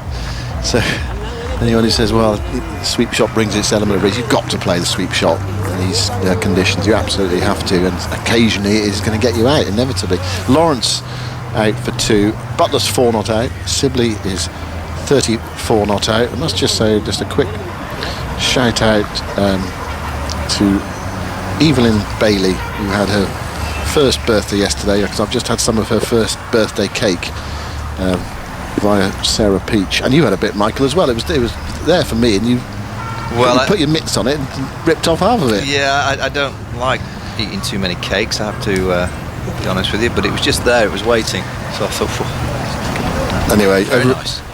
Everyone made their own cake at home and blew the candles out on Zoom. Well, it's a bit like that, isn't it, for lots of people at the moment with lockdown on. Anyway, happy first birthday. Let's have a look at this email as well from Jeremy Nichols. He says, we provided much needed comfort and tonic during these difficult times. For my part, my father's gravely ill in hospital, and I've been up well before 4:30 over the past week or so. My mind is racing, and I find myself taken to a sun-drenched stand in Gaul, listening to friends chatting away while cricket is being played a few yards away. 2019, I found myself in intensive care during the World Cup. My wife would come in to see me every day and leave by turning on Test Match Special and putting on my earphones so that I did not disturb the other patients. Anyway, that goes on. I feel for you, Jeremy. I'm glad that we can bring you some solace during these difficult times. It's an intriguing Test match. How do you see it, Michael? Well, I see, I still prefer to be in England's shoes. 60 odds, not a huge amount of runs, but I agree with Aggers. I think if they can get Josh Butler out within the next 10 runs, Sam Curran to come next, Dominic Best after that, I think Sri Lanka will fancy the chances. But Butler's played nicely. He played nicely in the first innings. It's just the pressure of the game. England have been good, though, in the last few years of winning these kind of games, the tight situations. They've been very, very good at getting over the line. And that counts for a lot because you've been there, done it, whereas this Sri Lankan team, they haven't won many games lately. And that might just go against them, but it's the kind of wicket that you know as a team, if you switch off at all and think it's done, you're going to become unstuck. So England, even if they're 4 down with 20 required, it's still not going to be done. You could easily lose 2 or 3 wickets in the space of 10 or 11 deliveries. It's doing enough to do so. I think they are going to go back to Dilru and Pereira. I certainly would do. Get the experience back on. The off-spinner's done the job. Young Mendes to get rid of Joe Root, but he's just bowling 1 or 2 really bad balls and over, which is allowing the scoreboard to tick. Just need to get a few dot balls, bowl the ball in the right zone. He's bowled it quite straight, Pereira, hasn't he? That's why he's not been hit so much, whereas Mendes looks a more aggressive attacking spinner. He likes to get it out there, so it offers the batsman more opportunity to score. Butler looks in the mood. He got those eyes. This is his one-day star game. He's been there, done it. Pakistan at Old Trafford last year with Chris Wokes. World Cup final. He just knows how to play the pressure card. Well, he's a big player for England in the next hour or so. They need 64 more to win the game. We have an hour and 20 cricket left. We could have a bit of extra time if one or other side claims the extra half an hour. And back goes Butler. First ball after the drinks break, nudges Mendes towards deep back with square leg and takes a single. So 101 for 4. Butler moves to 5. Dom Sibley putting his gloves back on after the drinks break. And, well, he's played well today. He's had a bit of good fortune. There was that umpire's call LBW that went in his favour, but he's battled through. And this is an innings that will boost his confidence even more so if he can see England to victory or close to it. He's 34 not out, almost resetting himself after the drinks break. England need 63 more runs for victory. Sibley settles over his bat and waits for Mendes to bowl to him. Round the wicket, played by Sibley towards short leg, and there's no run, so they are persisting with Mendes. Ramesh Mendes playing his first Test match. You've got the wicket of Joe Root, dragging the ball almost onto his stumps with the sweep shot. Sibley looking up and down, looking at the pitch, then looking up at the bowler. He comes in now and bowls to him. It's full outside the off stump. He opens the face slightly, pushes it into a gap on the offside, not looking to hit it too hard. He says, fine, I'll take the single. I'll chip away at that target of 164. 62 more runs required for victory. In theory, 20 overs left in the day's play after this one. We could be in for a tantalising situation by midday today, which is the scheduled close of play. Pereira bowls, Butler turns that back with a square for a single. It's just a bit too easy in working Mendes around. Well, he's just bowling too safe. Pereira's the senior bowler.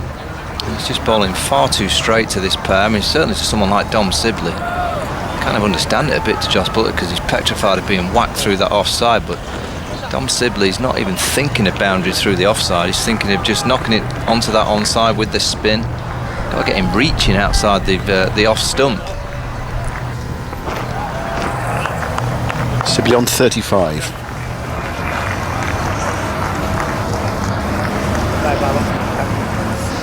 He's had 5 offside scoring shots in this innings, including that 4 down towards third man that was off the under edge, a streaky one. Sibley gets the ball outside the off stump with Mendes changing his angle of attack now. He's coming over the wicket. And Sibley was forward playing to short leg. I thought it was Pereira bowling. Did he? Yeah. The youngster still. Yep. Mendes in his 6th over, he's taken 1 for 29. So yeah, he's gone at 5s. Mendes bowls to Sibley. Sibley turns it away past the leg slip field and gets a single. There was a lot of interest there from Dick Weller. He was short of that short fine leg fielder, so they're able to go through for 1. That's what Sibley's been doing, nudging the singles. 2 4 so far. He's 36 not out, and England are 104 for 4 in the final session on the 4th day of this game, so the draw is nowhere now. It looked as though at one stage, I think the start of the day's play today, I mean, I'm not sure whether you thought the draw was possible in the game, but I mean, it was certainly, yeah. It was certainly there. You know, if Sri Lanka had batted the rest of the day, and then England felt it was too much to chase down whatever Sri Lanka had set them, and England tried to bat out the day for a draw. I mean, you look at what England are achieving here, though, Simon. I mean, this isn't a great Sri Lankan team, and the one that they beat 2-3 years ago wasn't a great Sri Lankan team, but to win 5 Test matches on the trot in these conditions. Yeah, and the other thing about this game is they've lost the toss twice as well. Yeah, it's an amazing achievement, really, when you think about the heat, the lack of preparation. Anyway, it hasn't happened yet. Embledenia is having his say again. Bowls to Sibley from over the wicket.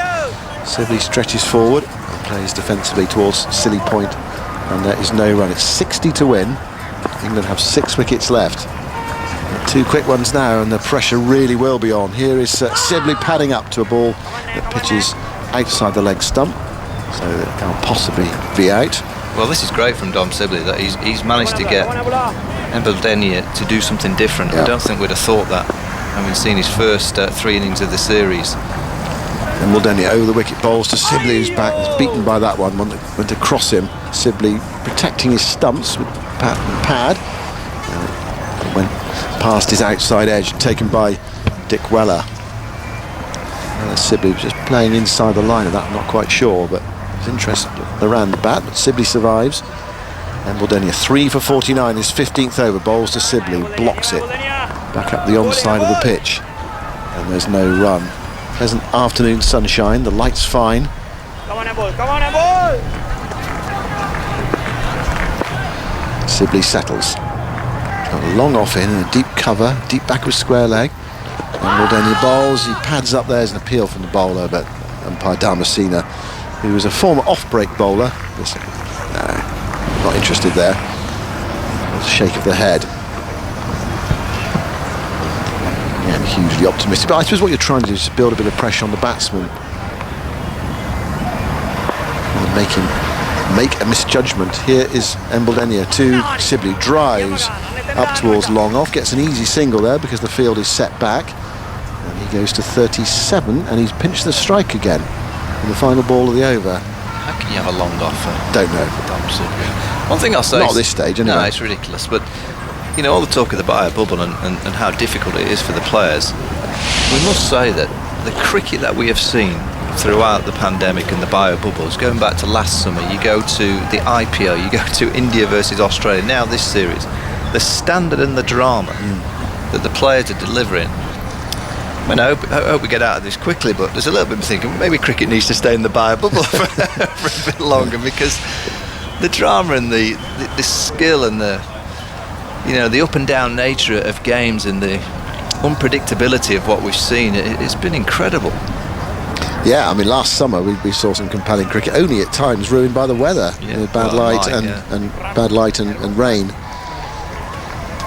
We saw two thrilling test matches, with West Indies beating England in the first game with the summer at Southampton, and England with that remarkable victory against Pakistan at Old Trafford in the first test match of that series. Ramos Mendes has just kissed the ball. And he's going to continue. Bowls to Sibley outside the off stump, dabbed away by Sibley.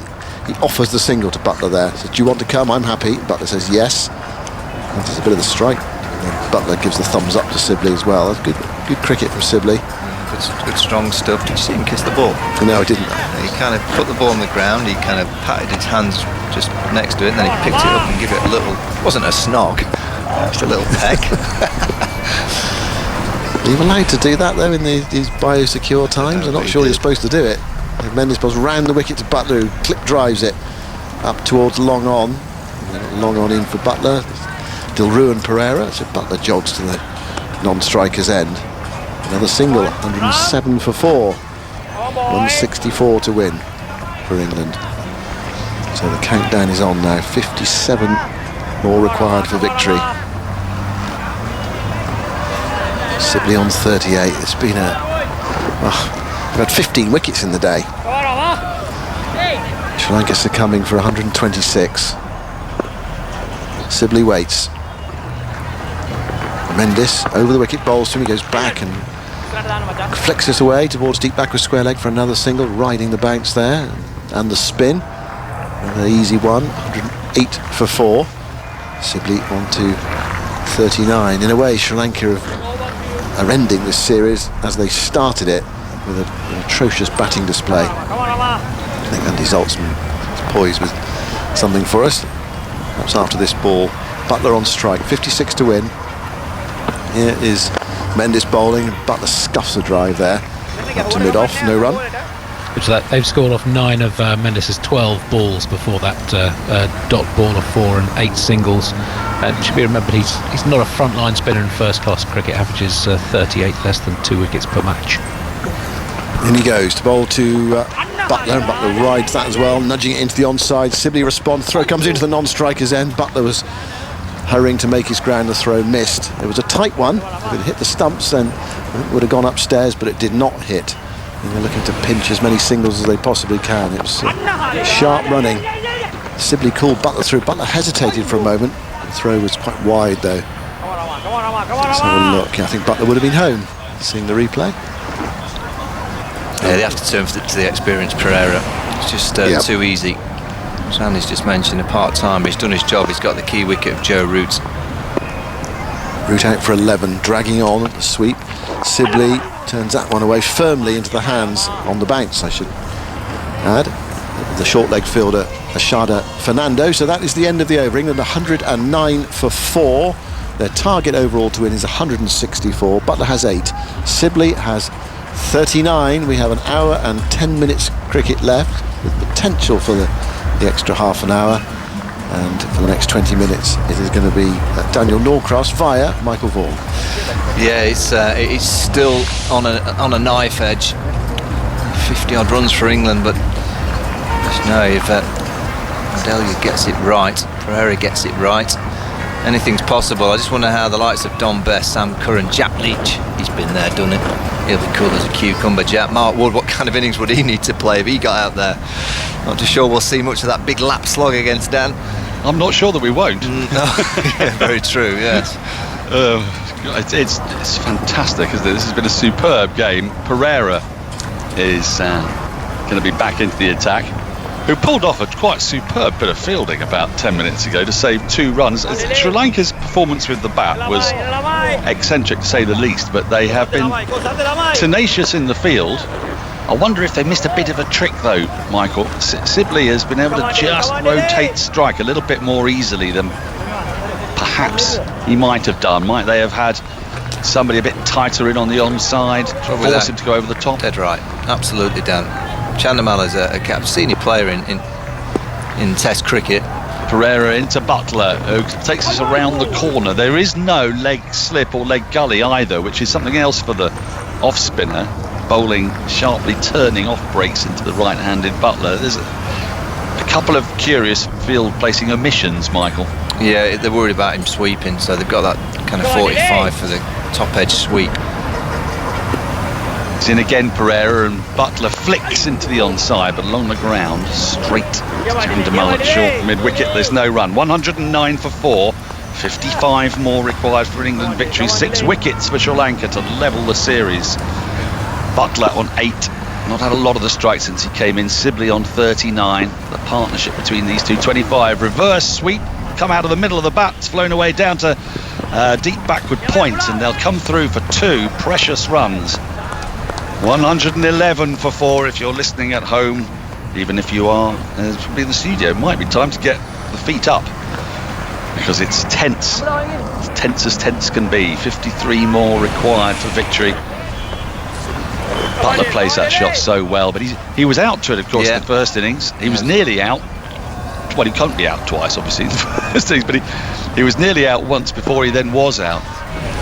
Playing that shot as he tries to tuck this round the corner, but the short fine leg fielder is able to pick it up. There's no run. It's really starting to bounce a bit more as well now, Michael. Yeah, just watch this last delivery. I mean, it follows the very well balanced reverse sweep that Butler played, but this one took a massive chunk out of the surface. 111 for 4. Flexes his knees to Butler, and now he turns this. He can't beat again the short fine leg fielder. England remain on Nelson, 111. Because of that reverse sweep being played outside the line of off stump, Pereira's opting to bowl straight again. So by playing that reverse sweep, he's not really bowling the real dangerous line that you would normally do. Last ball of Pereira's over, and Butler drives this very, very carefully and elegantly and effectively into the offside. Kusal Pereira runs round to his left from mid-off to field, and another couple of runs for Butler takes him to 12, takes England to 113 for 4. The target 164, 51 more needed to win, 6 wickets in hand. So you were saying, Michael, before? Yeah, I mean, it's kind of the... You look at the reverse sweep, and there's many traditionalists saying, why do you need to play it? Well, the way that England have played it in this game has really made Pereira bowl the line that they would like him to bowl to them, particularly the right-handers. Because by playing that shot from outside the line of off stump, which, when you actually look at the kind of equation of what it delivers, is you're putting your pad outside the line of off stump, you're hitting a reverse sweep to fielders that aren't there because they're on the boundary. So even if you get a top edge, I mean, Josh was a little bit unfortunate with that one that kind of ballooned off his foot in the first innings, but even if you get a top edge, you shouldn't get out. And if you miss it, it hits your pads which are outside the line of the off stump, you're playing a shot, you can't be deemed LBW. So then Pereira's kind of going, I better bowl straighter. And realistic as a right-hander, when the ball's spin in, that's exactly where you want it, just so you can go, thank you very much, work it on the onside, get a couple per over to that square leg where there's a big gap. But in terms of Dob Sibley, they have to change their approach now. He's 39 from 104, and they've just got to squeeze him. They've got to bring the field up and say, OK, Dom, what you want to do and what you're trying to do for your team is just play the orthodox test match way, knock it into the gaps. You're not going to take any risks. So we're going to try and make you hit the ball through us. And it might be that he plays a sweep shot, he might dance down, you never know. But by just making these gaps, look, cover points back on the boundary, mid-off looks like he's going to be 3/4 of the way. Even mid-on, there's a quick single there. There's just too many gaps for him to rotate the strike. Yep, well, we've got a short mid-wicket in, I think. Now, Embledenia has come back on, so change of ends for the spinners. Embledenia has picked up 10 wickets of the 14 England wickets to fall in this match. Michael Vaughan's taking a break. Alistair Cook is going to join us. Embledenia with figures of 3 for 50. Sibley on 39. The game poised on a knife edge. Here comes a left arm spinner round the wicket to Sibley, drifting on the pads, and Sibley gratefully tucks this into the onside down to long leg for a single. Got that nice and fine. Moves to 40. 114 for 4. Welcome back, Alistair. Test cricket A. Brilliant, and actually a lot of credit to Dom Sibley. You know, the way he's played in this innings kind of totally different from how he's played in the 3 other innings, and shows why England rate him. They like him because of he's prepared to work out a method and has the ability to find his own method to play. Butler paddle sweeps down very economically, if you like, safely down to long leg or deep backward square for another single. Goes to 13. England 115 for 4. The partnership now 26 for the 5th wicket. Sri Lanka will now be getting a little agitated as that target is now fewer than 50 runs away. 49 more for England to win. Yeah, he's swept the off spinner well. He's just looked to put a little bit more pressure back on the ball. Not reckless at all, because that won't be Dom Sibley's style. Sibley goes back and pushes into the offside. Not a lot of foot movement there. That ball was sliding on, and it's a ball that's got him out before. Yeah, just picking the length far better, as it happens when you face 106 balls. You're certainly getting used to the conditions, and this knock will do him the world of good going into India. And if he can get 60, 65 not out at the end of the game, and to see England home, it would be a brilliant effort from where he's come from. It didn't look like he could. No, it didn't look like he would score a run, did it? Yeah, in his first 3 innings, and yet. We were talking about this a little earlier about his weight transfer as Embledenia's into him, and again he tucks this into the onside. Embledenia will be annoyed with himself here because tucks twice. He's drifted too full and onto the leg stump, and Sibley's able just to turn his wrists and pick up an easy single. 116 for 4, but where in the first 3 innings of the series he's looked trapped with his weight just going down the middle of the crease, or on top of the crease, if you like. Well, he just hasn't moved, he hasn't got forward, hasn't got back, and it just here, he looks like he's just crouched a little bit more. He's just a little bit lower for whatever reason. You know, the thought of that. If you speak to experienced pros against spin bowling, you pick length better. Apparently, if you're a bit lower. Butler's really flexing his knees. He's getting lower, and he drives into the offside. Scampers through for a single to mid-off, who's too deep. And at the moment, England will be delighted because they're able to find these singles by playing no-risk shots. I mean, on the ground. Chandimal's captaincy, I don't think has been great. I mean, the fact that they've had men out on the boundary for Dom Sibley, look, maybe you'd have a deep point. Definitely wouldn't have a deep point through his offside. Maybe have one on the leg side, but make him play a shot now. With only 40 odd needed. Sibley faces up and finds again this gap, and it's in front of square. On the offside, he has to do nothing more than place his bat on it and just push it into that really quite big gap on the offside. England have got 5 no-risk singles in that over and reduced the target now to just 46. They're 118 for 4. They need 164 to win. Yeah, I mean, he's got 3 men out, deep mid-off, deep mid-off, deep point, deep back of square leg, and a man in front of square on the leg side of Dom Sibley, who, this is his game, just knocking singles. And we've said, where is his scoring shots on the offside? I mean, if he can just lazy lean on one and get one, that man has to come up now. Sri Lanka, I mean, they need wickets, don't they? And they need Dom Sibley to do something different. He's so happy knocking singles, and it's brilliant for him just to be able to rotate the strike. So, they shouldn't have had any men on any boundary for him in this innings. They should have kept him up. From ball 1, they've had deep point out. And I think it's been a very, very strange tactical display from Sri Lanka. Not today with their bat and now with the ball. 9 overs without a maiden, and that's, I mean, look, it to a degree it's testament to the temperament the England batters have shown, but got to say they've been assisted here, very much so. Well, you definitely have a deep point for Johnny Bairstow. Joss Buttler, the reverse sweep, and deep mid off, stop going over the top, make him to try and do something, defend. But it's been very strange from Sri Lanka. Pereira's round the wickets to Sibley, who places to short leg on the bounce, who dives to his right to stop the balls. A little bit more crowding going on here. This might make life a bit more difficult for Sibley here. He's got a leg slip. It's a leg gully. There is a long on.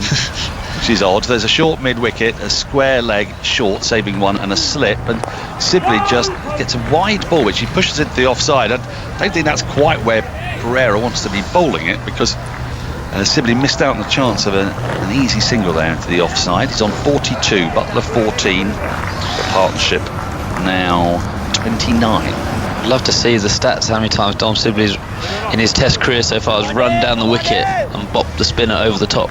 I mean, yes. So to have a deep mid on, it just makes no sense. It makes no sense. It's a waste of a fielder. It is a waste of field, and He's very strong knocking it for one on the leg side. He's only got to be, you know, in the mid wicket. You could have 2 more men up there to keep him on strike. Pereira's now coming over the wicket to Sibley. He's beaten the outside edge. Goes through to the keeper. There's no run, and his ultimate. You have your microphone.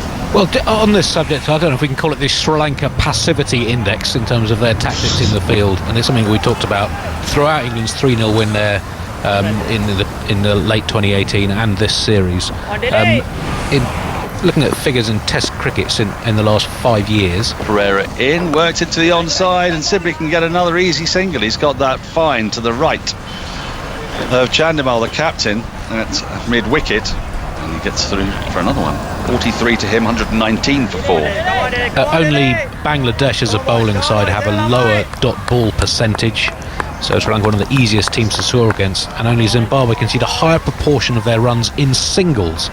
So there's 2 indicators of just how Sri Lanka sit back and let other teams accumulate their way out of difficulty.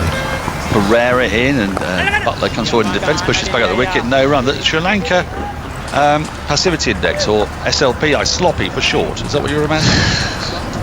I like it. It could take on.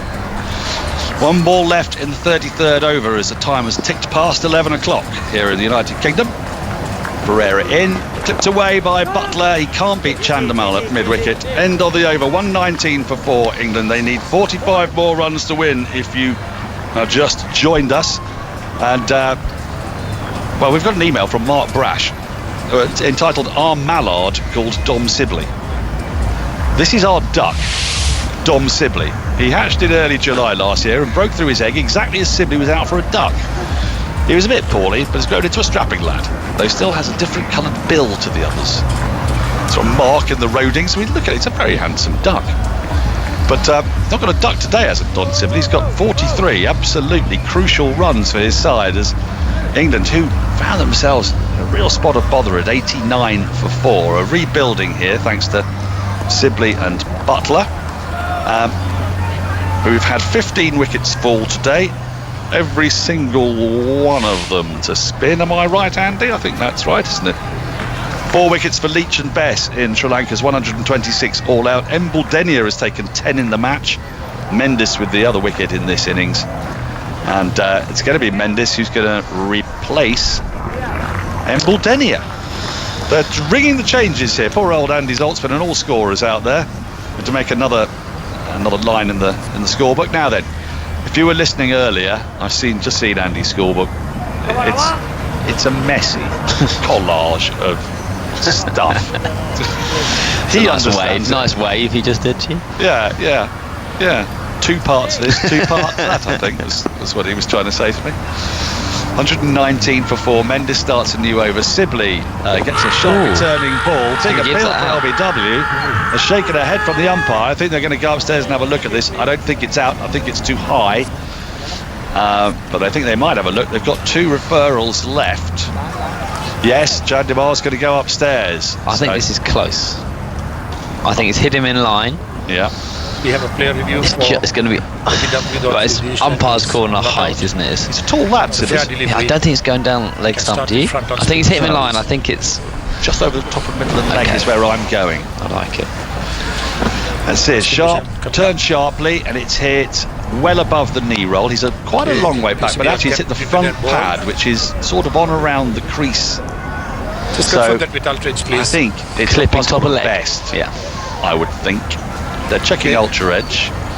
Yeah. There's a flat line. It's a clear gap between batter and ball. It's a flat line with the ball. I tell you, I've got to know Hannibal, Lyndon Hannibal, really well over these Test matches. He's been we sort of hear from him roughly every 3/4 of an hour, don't we? Well, I think it's more than that. Now that is pitched miles outside the off stump, and his umpire's call. Quite a bit of umpire's call, you know. That is quite a lot of ball hitting the leg stump. Not given, and Sibley survives. There've been a lot of umpires. That's the third. Third one for Sibley in this Sibley innings alone. Yeah, all LBW, all sort of clipping the top of leg stump, basically, all 3 of them. It's a little fortunate in a way, but you can see why he gave it not out, couldn't you? I think it's not a bad decision at all. It's no. I mean, it turned so far that to be be able accurately to judge whether that was going to hit the stumps was a real tricky one. It pitched miles outside off stump. If 19 for 4. It's a good decision if he said, oh, it was going up for height. If he said he hit him outside the line, that's always a. Do you know what I mean? Like he could have seen it differently, but I think it's the right decision, isn't it? Of course, absolutely no bias in that at all. Mendes is in and simply defends on the front foot this time to the onside. If you were listening earlier, no run. Alistair Cook was telling us of his terrible travails when a random intruder, a delivery driver, found himself driving through Cookie's lawn, creating attempting to get to the neighbour, going the shortcut to a neighbouring house via your garden. Yeah. And it's provoked a flurry of emails from our listeners. Has it? Apparently this is a very common occurrence in the United Kingdom in the 21st century. People are forever finding cars in their garden. I'll come to it in a second. Mendes in, turned into the onside by Sibley. Another single at least. I think it will just be the one run. 120 for 4, 44 more for England to win. 6 more wickets still for Sri Lanka. And this is from Edward, or Ed, I should say. He says, hi all, loving the commentary and amazed by the car and garden story. There must be something in the air, as last night I was washing up when I heard a commotion of wheel spinning and revs from my front garden. I'll break on. Butler faces up and turns this into the ground, and short leg picks up another sharply turning ball from the off spin. When opening the front door, I was confronted by a mixture of snow and mud, which had been my front lawn, and a demolished gate and fence. Says a lot of it about. More in a second. Mendes in, and that's clipped away fine by Butler. He'll get a single. There is now, as I keep saying, no leg slip, so he can slightly play that shot with a bit of impunity. I know it's difficult to have fielders everywhere, but Butler is just able in a way to avoid playing it into short legs hands, because he's got that gap fine behind him. 121 for 4 with the single. I might have to finish this email off this ball, because Mendes is getting through his overs commendably quickly. 43 more required for England to win. Mendes is in, and there is a leg slip in for Sibley, who tries to turn it in that direction. Dick Weller does well to take behind the stumps, and they're all sharply turning. I barely need to tell you. 121 for 4, 34 overs gone. Butler 15 from 19. Sibley 44 from 116. The partnership now 32 as England chip away at that target. So this morning in daylight, says Ed, it seems that someone drove into my driveway by mistake and then decided that the best way out, rather than reversing out, was to take a right clean across the lawn and then through the fence and lawn. Rather bemused. Now, so I've actually probably got... You got away lightly. Yeah, I was going to say. The thing is, we've had a flurry of these emails. There are absolutely stacks of them. People's gardens, there's a spate of it, let's put it that way. Paul Norwood has said no sympathy for Cookie. Typical batsman, gets beaten in the off drive and goes out to repair some imaginary flaw in the garden. Just pat it down with your bat and all will be well. It'll take a while to pat it down with that bat. With the old grey nickels, just whacking it down. Sometimes you used to do it with the actual back of the bat when the pitches were really... I don't know what you'd do with that one, but... 121 for 4, Pereira starts a new over and Butler drives nicely, again in a controlled fashion, and there's too much of a gap there, and he's got it in front of square, and so he's able to come through for a couple of runs as Embledenia trots to his right from backward point. Valuable runs again, 123 for 4, England need 41 more runs for victory. It's looking increasingly like it's going in their favour. We think there could be as much as an hour's play left today if needed. Pereira in, punched off the back foot, straight up to long on by Butler, who at the moment is playing the perfect innings for these circumstances, with Sibley at the other end. He's looking completely untroubled. 124 for 4, another run. England need 40 more to win. Is this a side like Sri Lanka, just because they've lost so many games over the last year or so, just a side just not used to winning? The situation, the position they found themselves in, bowling with a first innings lead, to end up here. Who would have thought this, the end of when we started today, that England would pretty possibly win today? Like, if the light holds. Sibley faces up to another turning delivery from Pereira back into the pads. Smothered, there's no run. Embledenia not bowling also feels like a bit of a bonus for England. feels like he got a bit tired. He was just starting to lose that length, wasn't he? He was starting to drift onto the pads. I wonder if those fingers are feeling it. He's bowled a lot of overs in this match. Pereira in again. Sibley waits, defends, back up the wicket, and there'll be no run. It's one of the problems when you get bowled out so quickly, you know, that they put a lot of effort into England's first innings to bowl them out, and you know, that rest of the whole of today, and say that they could have come back fresh tomorrow as a spinning group, as a bowling attack. Spinners get tired as well as seamers, and you know, I don't know how long England's innings took to bowl them out, but it wasn't very long for a break. And Pereira in, forward comes Sibley, defends into the onside off the inside half of his bat. Yeah, no run. I think you're right, they're just tired. And also just a sense that even when they went out to 160 runs, is a decent target, but they were quite quiet, weren't they, for Sri Lanka? They just looking at their body language in the field, it wasn't, we're going to win this game now. A side who used to winning, who win tight situations, you'd have thought would have created some kind of atmosphere. Sibley punches the last ball of Pereira's over as a short mid-wicket, and there's no run. You complete that point in a moment. I'm going to make my way, but just been past another email from George Carr. George Carr, do we believe that? Yes. Dear TMS, having the perfect day, finally broke out of Italian lockdown and now walking up Mont Blanc on skis in perfect sunshine, listening to you guys of the match. Fantastically poised. It is fantastically poised. Thoughts from Alistair Cook, and then to take you through the next 20-25 minutes or so, it's going to be Jonathan Agnew. Yeah, there's a bit of a sense of inevitability from the Sri Lankan body language almost now, and certainly they haven't had that real, you know, sometimes with the Sri Lankan cricket, the aggressive energy around the bat, you know, there's been a little bit of it, but I think in the back of their minds they've realised they've thrown away another opportunity to beat England. Yeah, possibly so. Butler turns out to mid-wicket, still a way to go, but I think so. Sibley's played really well, 44, but 3 umpires' calls for exactly the same LBW appeal. That was the way he was out in the first innings as well. It's an area he's going to have to work on. Butler turns into the leg side and picked up at short leg, and there's no run. He'll take confidence in this innings, of course, but it only took one of those to be given out by the umpire, and they didn't look out, did they? They're only clipping the stuff. You can see why they're given not out. Do you know what I mean? They are the top of the pads, and but I'll suggest he's vulnerable there. There's the next one, floated up. Oh, did he get a little hand to that? I think he might have done. Dick Weller's holding his head in his hands there as Mendes went down to his left. Butler driving, yeah, that was definitely a chance. Bowler looks devastated. No, it's just driven back as the off-spinner. Butler aiming for the drive through the offside, a long way to go. He got a reasonable hand to it, but not an easy catch by any means, but just something that Sri Lanka desperately need to cling on to. It would have been an absolute blinder, low to his left, diving away, one-handed. And he goes again, bowls to Butler, turns into, he plays that with the spin into the leg side. No run, 40 to win. 124 for 4, and we'll have Curran in next, and Bess, and Wood, Leach and Anderson. Butler waits and spins sharply, just plays that very gently indeed into the leg side. 124 for 4, target 164. I suppose for Sri Lanka's have a couple of wickets now, then those 40 runs look a long way away. Another 4 overs of these two, get it down to 25 or so.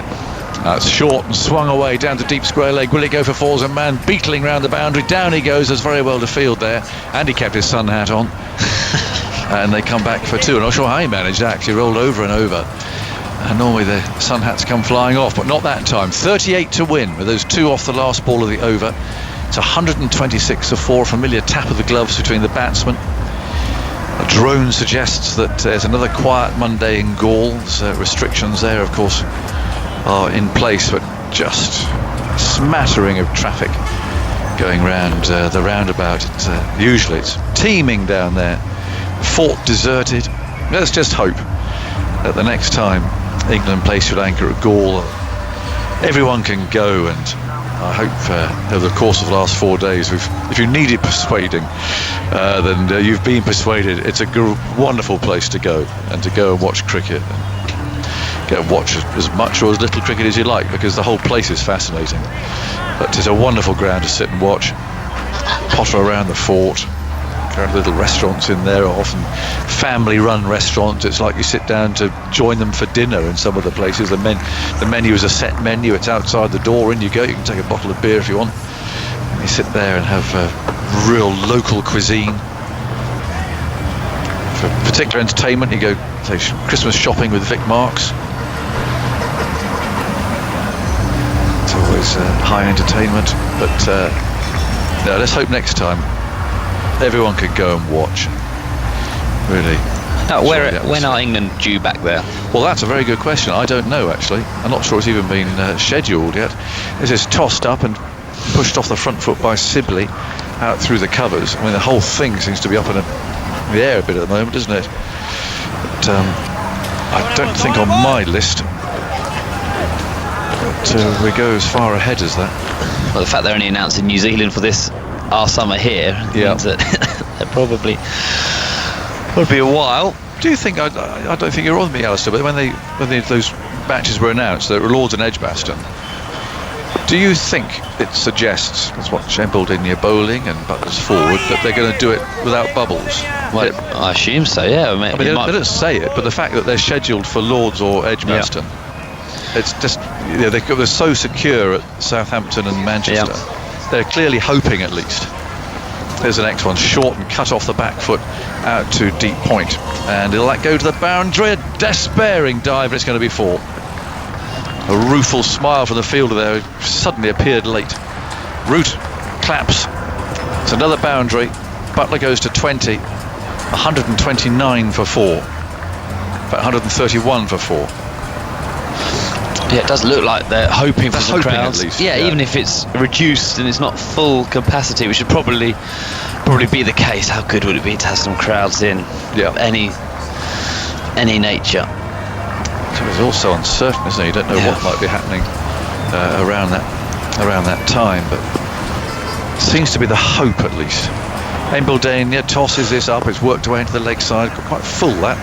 Butler's foot almost got in the way, but he picks up one. There's a ball.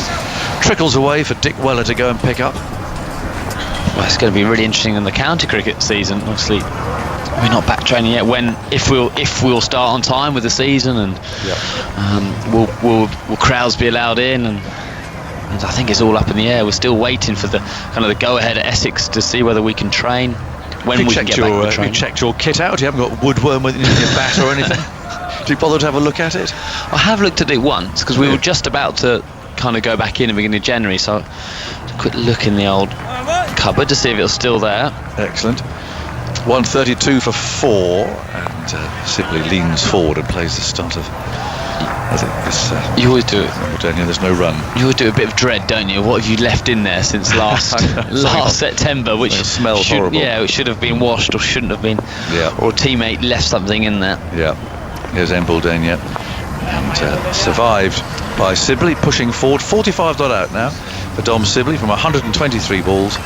Butler 25 from 30, just ticking along, and Sri Lanka really haven't found any answer to the singles again. And no, it's been almost been the story of the series with both sides, and you can take Embledonnia out obviously, although he's been, I think, a bit tired of his innings. He's bowled with a deep point all fourth innings here today, and that's I do find that amazing. I know there's the captain runs the ship on the field, and the coach do it, but they must have. I mean, we don't know, do we? Is he running messages on saying we need to change something up here? Because you're sitting there, and sometimes as a captain you're so emotionally involved in the game, you don't see things, and you get things wrong, and you do need just a reminder of, have you thought about doing this? Or here's Mendes, and his first ball turns sharply, and Butler again can just pick up the single. And have you thought about doing that? And you need it. You just need it. And sometimes a different set of eyes and a different view, as you know, I've started to experience now from being in the commentary box. You see it very differently. Yes, you do. And you do need that help. And I'm just amazed. I'm amazed they haven't done it. Even with Joe Root batting yesterday, how well he batted, they didn't once try and do anything differently. It might not have worked. It might not have worked. But it's been as. Andy said it felt very passive. And I know Chandimal hasn't captained a huge amount. He's not meant to be captain here, but that hasn't felt right to me today. Mendes spins the ball in his fingers. 31 needed by England, and he bowls, and again it's a steered away for a single in the offside. And It's just a case in point, really. And England spinners have been guilty of that as well, and they're going to have to really work on that. If England are to go to India and challenge India, they've got to create this pressure. They've got to try and create some false shots from the batsman by building up the pressure, by bowling maiden overs, by not just hemorrhaging easy singles here and there. But certain batsmen, you don't mind just them taking singles because you know they want more. But for Tom Sibley, you know, all he wants is singles. Butler drives hard. It's a lovely looking shot. He's hit that hard through cover against the spin. Classy shot. Very full, and it had to be because of the uncertainty of the pitch, but he got a perfect position for that. Brilliant shot again, isn't it? That those wrists he has to be able to hit the ball against the spin, and you know, it's not that high risk a shot for Jos Buttler. His technique with it when he picks the right length, it's got to be right up there. But the ability to, the power he creates with those wrists and that slightly horizontal bat, it's brilliant batting. But you know, going back to the Sibley field places, Sibley can't do that. He can't crash that ball through the offside like that. So if you're bowling half decently, you've got to have that man up, especially now. But the ball before was pretty similar ball, and Dom just managed to pick the length, knock it for a very, very easy single. It makes very little sense. 26 more needed, and we're admiring the replay of Butler's shot there. Puff of dust as the ball landed, but his head is just right over the knee, bent, the weight's all in the right place. Beautiful stroke. 138 for 4. Mendes bowls to him again. It's down the leg side. He's going to get another one here. Working the ball away off his pads. And the run's coming easily. 50 partnership in 76 balls. 139 for 4. It might mean, Agus, that we might not have to set the alarm for the morning. I'm not even thinking about that. You are thinking about it. Don't you tell me you're experienced pro at this, Agus. I do always enjoy watching it. One of the highlights was watching Andy Zoltzman appear in his shed at about 3:30. That's always one of the highlights of the early mornings. 139 for 4. And he comes again and bowls, and it's flicked away out towards square legs. Another single. He can simply allowed just to pick off those runs wherever he wants. We'll miss it, Andy. You've just got everything organised now. You've got your backdrop, you've got your 1 bar heater going, you gritted your pathway this morning. I basically haven't left this shed for 2 weeks. So on Sri Lanka's pitiful support bowling beyond Embledenia, he's taken 15 wickets, average just under 27 in the series. The rest of Sri Lanka's bowlers, 9, average over 60, and it's even more extreme against England's specialist batsmen. Come to it after this. And this goes round the wicket now. Bowls a long hop, and Butler's on it, hitting it savagely out to deep square leg, where it's fielded by Pereira. Again, he doesn't lose that. It's like he's velcroed on that sun hat. He rolled over again there at some speed. It didn't come off. 142 for 4. Butler wants some fresh gloves. He's 33, Sibley 47, and 22 more are needed by England. Against England's top 6, Embledenia has taken 12 wickets, average 23.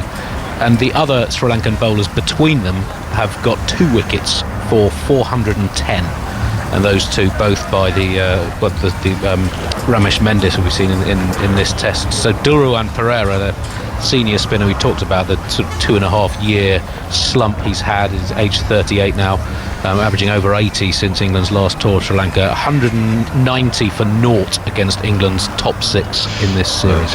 Yeah. Keep those stats for the podcast, please. Andy, 22 to win. Sorry, is he 38? Did you say 38? Geez. Yep. 22 to win. And Butler's just come in and taken control here. Joe Root sitting and watching. You can feel that second hand gripping the antler of the Moose Cup. He'll be raising later. And the 5 wins in a row. Yep. Because when does that take us back? We're 1950s, wasn't it, for 4 in a row or something like that?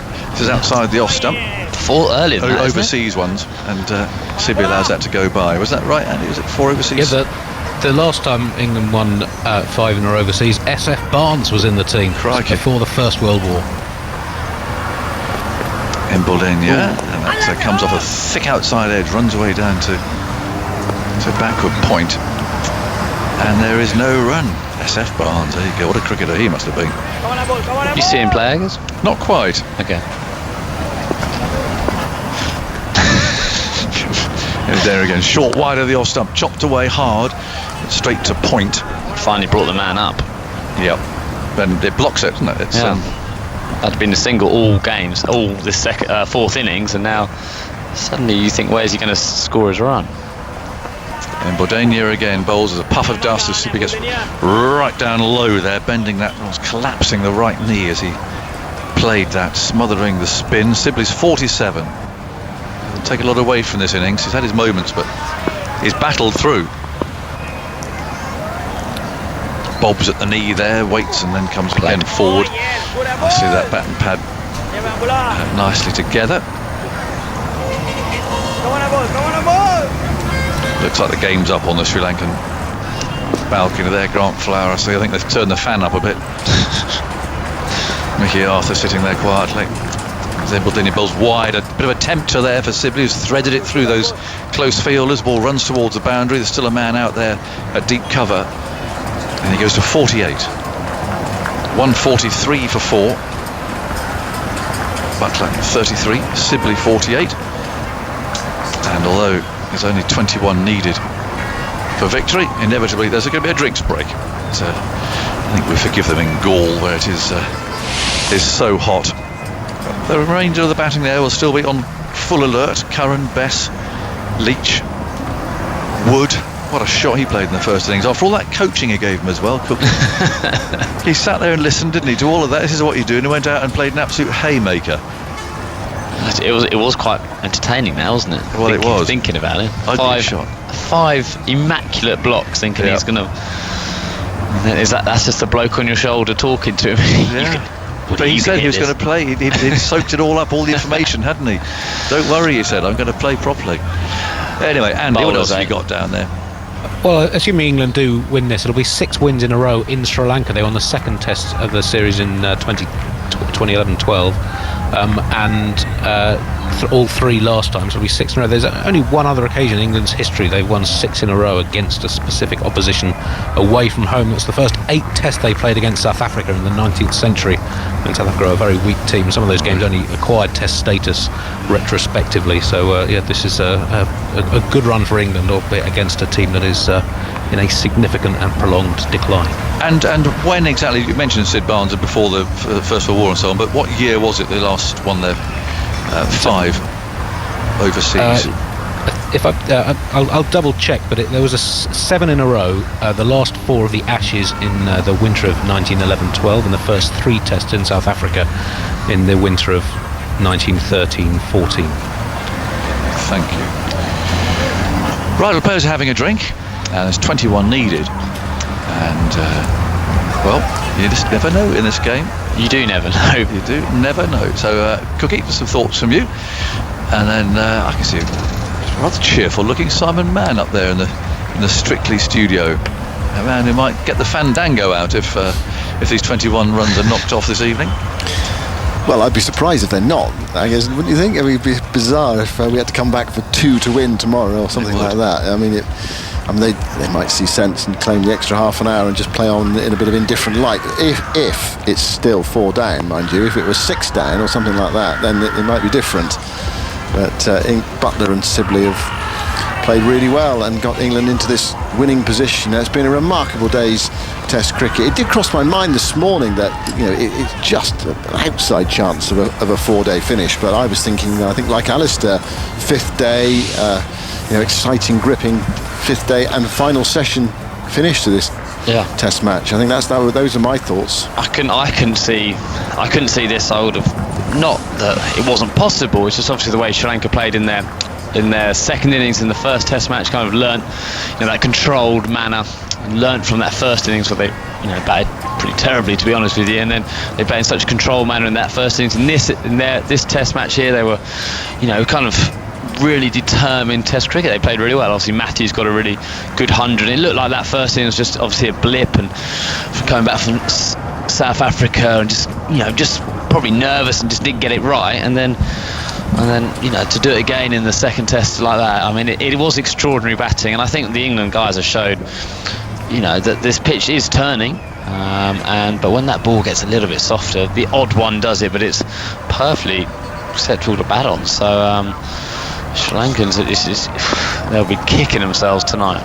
21 to win. Pereira goes in and bowls to Sibley, who plays that into the onside towards mid-on, and there's no run. If it does finish today, plenty of reaction on the BBC Sport website. Later we'll have a podcast for you as well via BBC Sounds. And your Big Bash cricket coming up this week as well, with the knockout stages on the 29th. Here is Pereira bowling, driven by Sibley up towards long on for a single. Lakmal bends down to pick up that long on, and they're through for a single. Sibley to 49. In fact, there'll be Big Bash commentary tomorrow if this game finishes today at 8:30. 144 for 4. There are 3 games tomorrow, and they're all quite important as well in terms of who finishes where and who qualifies for the last 5 of the knockout stages. Here is Pereira bowling wide of off stump, driven by Butler through extra cover out towards the boundary, and it's gone for 4. He's gone to 37. He's played really well, Butler. That sort of assassin's finish from Butler. 37 from 35. It's ice through his veins. It was a fine shot. It was on the up a bit. It did turn, but it turned onto the middle of Butler's bat, and he cracked it through the offside. Something steely about Butler's eyes. He just held the pose as well. Did not bother running. Knew where that was going. So what are we now? 148 for 4. 16 more required for victory. Butler bends at the knees. Pereira tosses it up outside the off stump, forced away by Butler. Backward a square on the offside. He rather miscued that, but he gets a single. Asita Fernando, the not used Asita Fernando, sends in the return. And 1 more to the total, and England need 15 to win, and they are nearly there now. And what a moment if Dom Sibley as well can see it through. Huge boost for his confidence, and also if he can get another run as well, get the half century, just what he needed actually, as England head off to India. 149 for 4. He's battled out for 133 balls. Around the wicket goes Pereira, and Sibley's forced into defence into the onside. It's picked up from short leg, and there is no run. He's got his collar up. Perhaps it's just a protection from the sun. It's beginning to set now. Sibley waits, looking for 1 run for his 50. Goes back and plays that into the onside to mid-wicket. But Sri Lanka have rather finished this match as they started the series. That disastrous first day, disastrous in sporting terms anyway, in cricketing terms. A really poor first day, and wants to be a really poor last day to this series. Tuffers is with me. Yes, Simon, hi.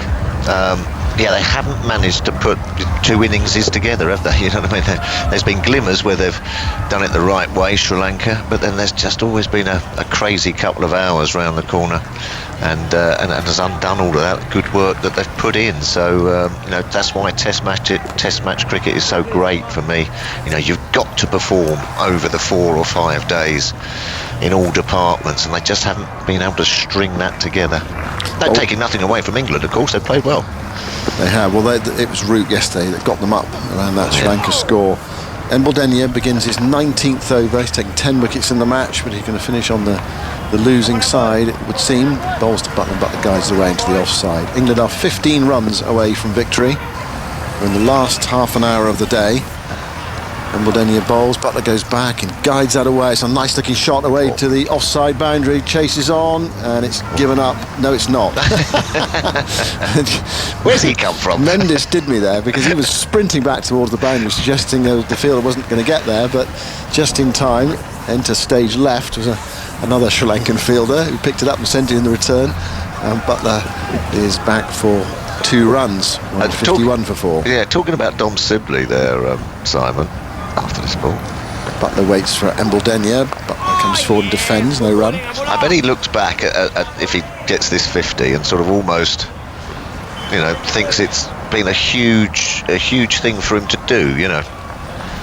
He sort of had these troubles and then managed to overcome, and I bet he thinks that's one of his best knocks he's played for England. Embledenia bowls to Butler. Butler plays quietly in defence to Dick Weller, to his left, right, I should say. It's like little building blocks in your career, isn't it? Definitely. Oh yeah. I mean, it's almost a rite of passage, really. Yes, exactly. Especially with India coming up. Butler waits and lets that one go by outside the off-stump. For a moment there, I thought he was setting himself for a cut to a backward point, but he let it go. It's quite close to off-stump. Judgment to Butler there. Hardly seen any arm balls. I've been surprised there with the spinners. I suppose they've just thought to themselves, just keep dropping it on a length. Embledenia bowls to Butler's full. Butler's quietly forward, pushing back down the pitch. There's no run. Keep spinning it, but sometimes on spinning pitches it's the straight ones that sort of create the indecision. Can you tell our listeners how you skies an arm ball, how you bowl an arm ball? Is it too difficult to explain on the radio? Well, it's just a little bit. Sometimes you just keep the wrist sort of slightly more cocked, and you sort of sometimes turn the ball around so that the seam isn't going down, and it's difficult. So right, okay, that's right. Well, no, so you're not wanting the seam to bite in to the pitch. You're wanting it to sort of scuff, so you can undercut them with your hand, so the ball skids on, or you can actually sort of like push it out of a cock wrist so it swings. Pereira bowls to Sibley on 49 still. Sibley defends. These two look as though they're playing for the close. No, don't do that. Come on. 13 to win. 13 to win. Yes. Sibley on 49. It would mean we could have a lie in. That's for sure. But it's all wastes everybody's time, doesn't it, really? Here's Sibley playing towards the mid-wicket, and there is no run. It's picked up by Chanmore. The light's still good. Yeah. But it does go quickly. Yes, it does. And the scheduled close of play is 12 o'clock, which is still 23 minutes away. Only 13 to get. Exactly. It's a couple of Butler blows, that is. Yeah. Here is Pereira bowling to Sibley. Sibley nudges it away as well anticipated at leg slip by a diving fielder. No run. And a perfect guy to come in, wasn't it? Just when you were teetering a little bit, likes of Joss Butler. Really came in and sort of looked, 40 off of 42 balls, and he's only playing one test against India. Yeah, that's right. First test in Chennai. Pereira bowls to Sibley, and there's his 50. Well played. Hitting it past short leg. He tried to anticipate, and the England bench, the England squad, applauding Dom Sibley. He's had some good fortune, but yes, that is a well-earned half-century for Dom Sibley, and a huge relief as well. Yeah, for all concerned in the England dressing room, because it would have started playing on his mind. It was started getting into his psyche about how to play spin, and not quite knowing what to do. Is my technique wrong? He'll be in the nets and everything, but that will settle him down no end. Butler on strike with 12 to win. He goes back, turns that into the onside towards short leg on the bounce, taken by Fernando. Yeah, well done, Dom Sibley. He'll really like that. 139 balls, just the 2 fours. More evidence of how Sri Lanka have allowed those singles. It's his 5th 50-plus score in Test cricket, 200s amongst those. Pereira bowls to Butler. Butler's back, nudging it back with a square, but straight to the short fine leg fielder. There is no run. It's 12 to win, and it is 21 minutes left in the day's play, and 6 overs, in fact. 6 overs left for England to score those 12 minutes. If it does become desperate, you can put your foot down and have a heave, I think, can't you, Toppers? You do a Mark Wood. Surely you're allowed a Mark Wood in this situation. I should hope so. I think we're all keeping our fingers crossed, actually. But England will be absolutely delighted. A couple of little wobbles, weren't there? Definitely. A couple of wobbles, and Joe Root has played just amazingly well. But at the end of it, you go to Sri Lanka, you think to yourself, you lose a couple of tosses and you bowl second, you're going to be up against it a bit, but they've managed to overcome it and got themselves out of some sticky situations. So all told, I think they'll be absolutely delighted with the way things have turned out in Sri Lanka. Yeah, no doubt about it. I mean, if you told them today at the start of the day, still a bit to do, but you told them they could win by 6 wickets today, I think even they would struggle to believe it, really. Yeah, how? But there has been some poor batting. Some absolute, kamikaze batting from Sri Lanka. Sibley on 50, waits for Embledenia, and Sibley's forward, playing defensively back up the on side of the pitch, and there is no run. Sibley determined to be there at the close, and there's nothing a batsman likes more after 100 and a double 100 and a triple 100, and keep on going if you like, than a not out and some red ink. Yes. Embledenia.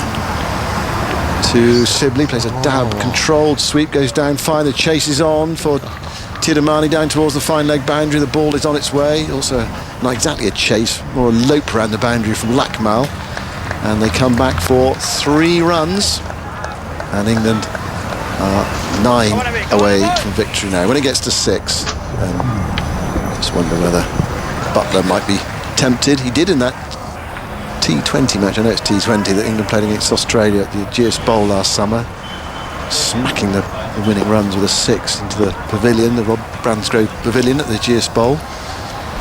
155 for 4. England were 62 for 1, then they were 89 for 4. That's when Butler came in. And then he bowls to Butler, who plays a slog sweep and nails it as well. He's hit that for 4. England need 5 to win. Crashing that through the leg side. Yeah, well played England. Touch of the gloves. Slightly outside of the off stump, decided to play the slog sweep. The end is nigh.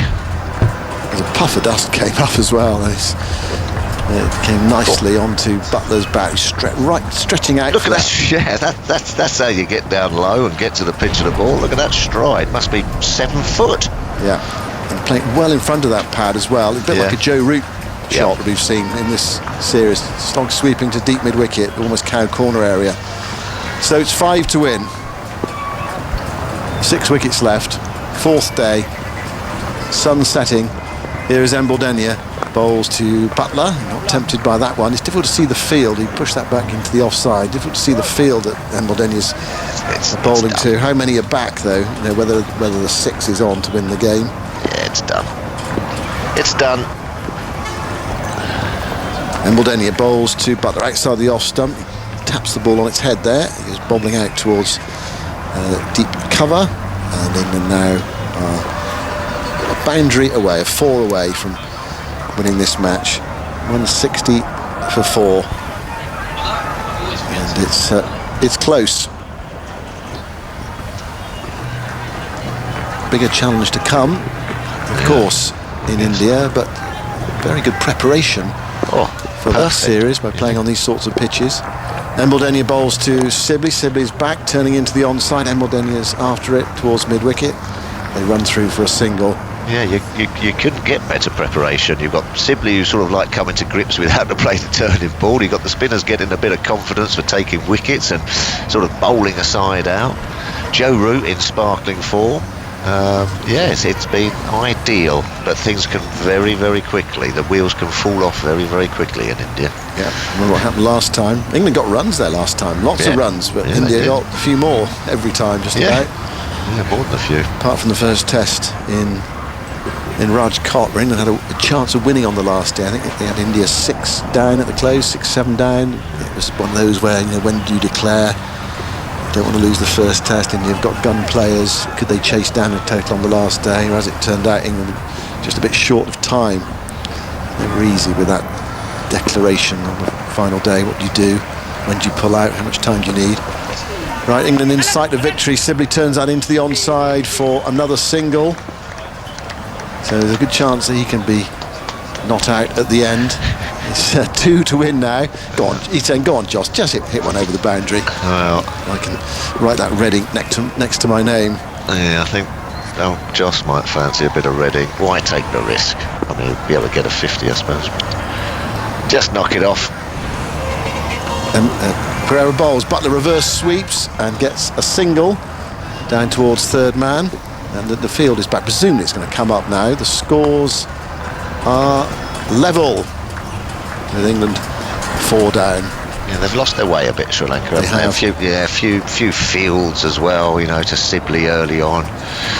Yeah, they just haven't they've lost, the minds looked a bit scrambled with the bat and ball. Pereira bowls to Sibley, 1 to win. He flicks it away through mid-wicket. There it is. Sibley hits the winning runs, a triumph for him and a huge relief as well after the problems that he has had in this series. England have won by 6 wickets after a dramatic 4th day in which Sri Lanka collapsed and England held their nerve thanks to Jos Buttler and Dom Sibley.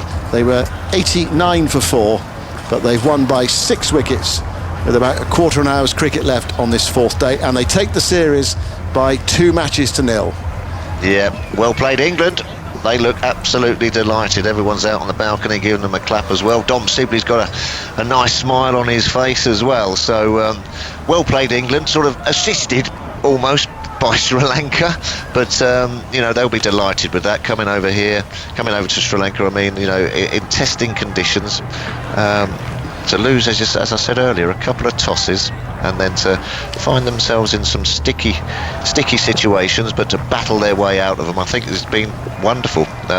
Really could sit back tonight and pat each other on the back. They've played wonderfully, England, there. Sibley was 56 not out at the end from 144 balls, and Butler was 46 not out from 48, and he provided the impetus, really. As it turned out, he was the perfect player to come in that situation. Not quite a one-day chase, but those sort of situations Butler is quite accustomed to, and he played it so well. Yeah, he just does need a couple of boundaries, don't you, just to settle you all down a bit. He did well. Tuffers, thanks very much indeed. Thank you. It's been great to have your company Yeah, in the last 9 days of this. It's actually been really enjoyable. It has. Cricket's been interesting as well, really interesting. England have won the game. They've won the series by 2-0. Here's Jonathan for all the reaction and roundup. And before you go, Simon, thank you very much too for the time you've spent up there at Strictly, and Dan, yes, and the various Oval branch I can see waving as they make their early getaway. But thanks to everyone who's contributed to Test Match Special these last couple of weeks. It's been different, but it's been great fun, and we've really enjoyed the cricket. And I know from the reaction we've had that you've all enjoyed listening back at home too, which after all is what it's all about.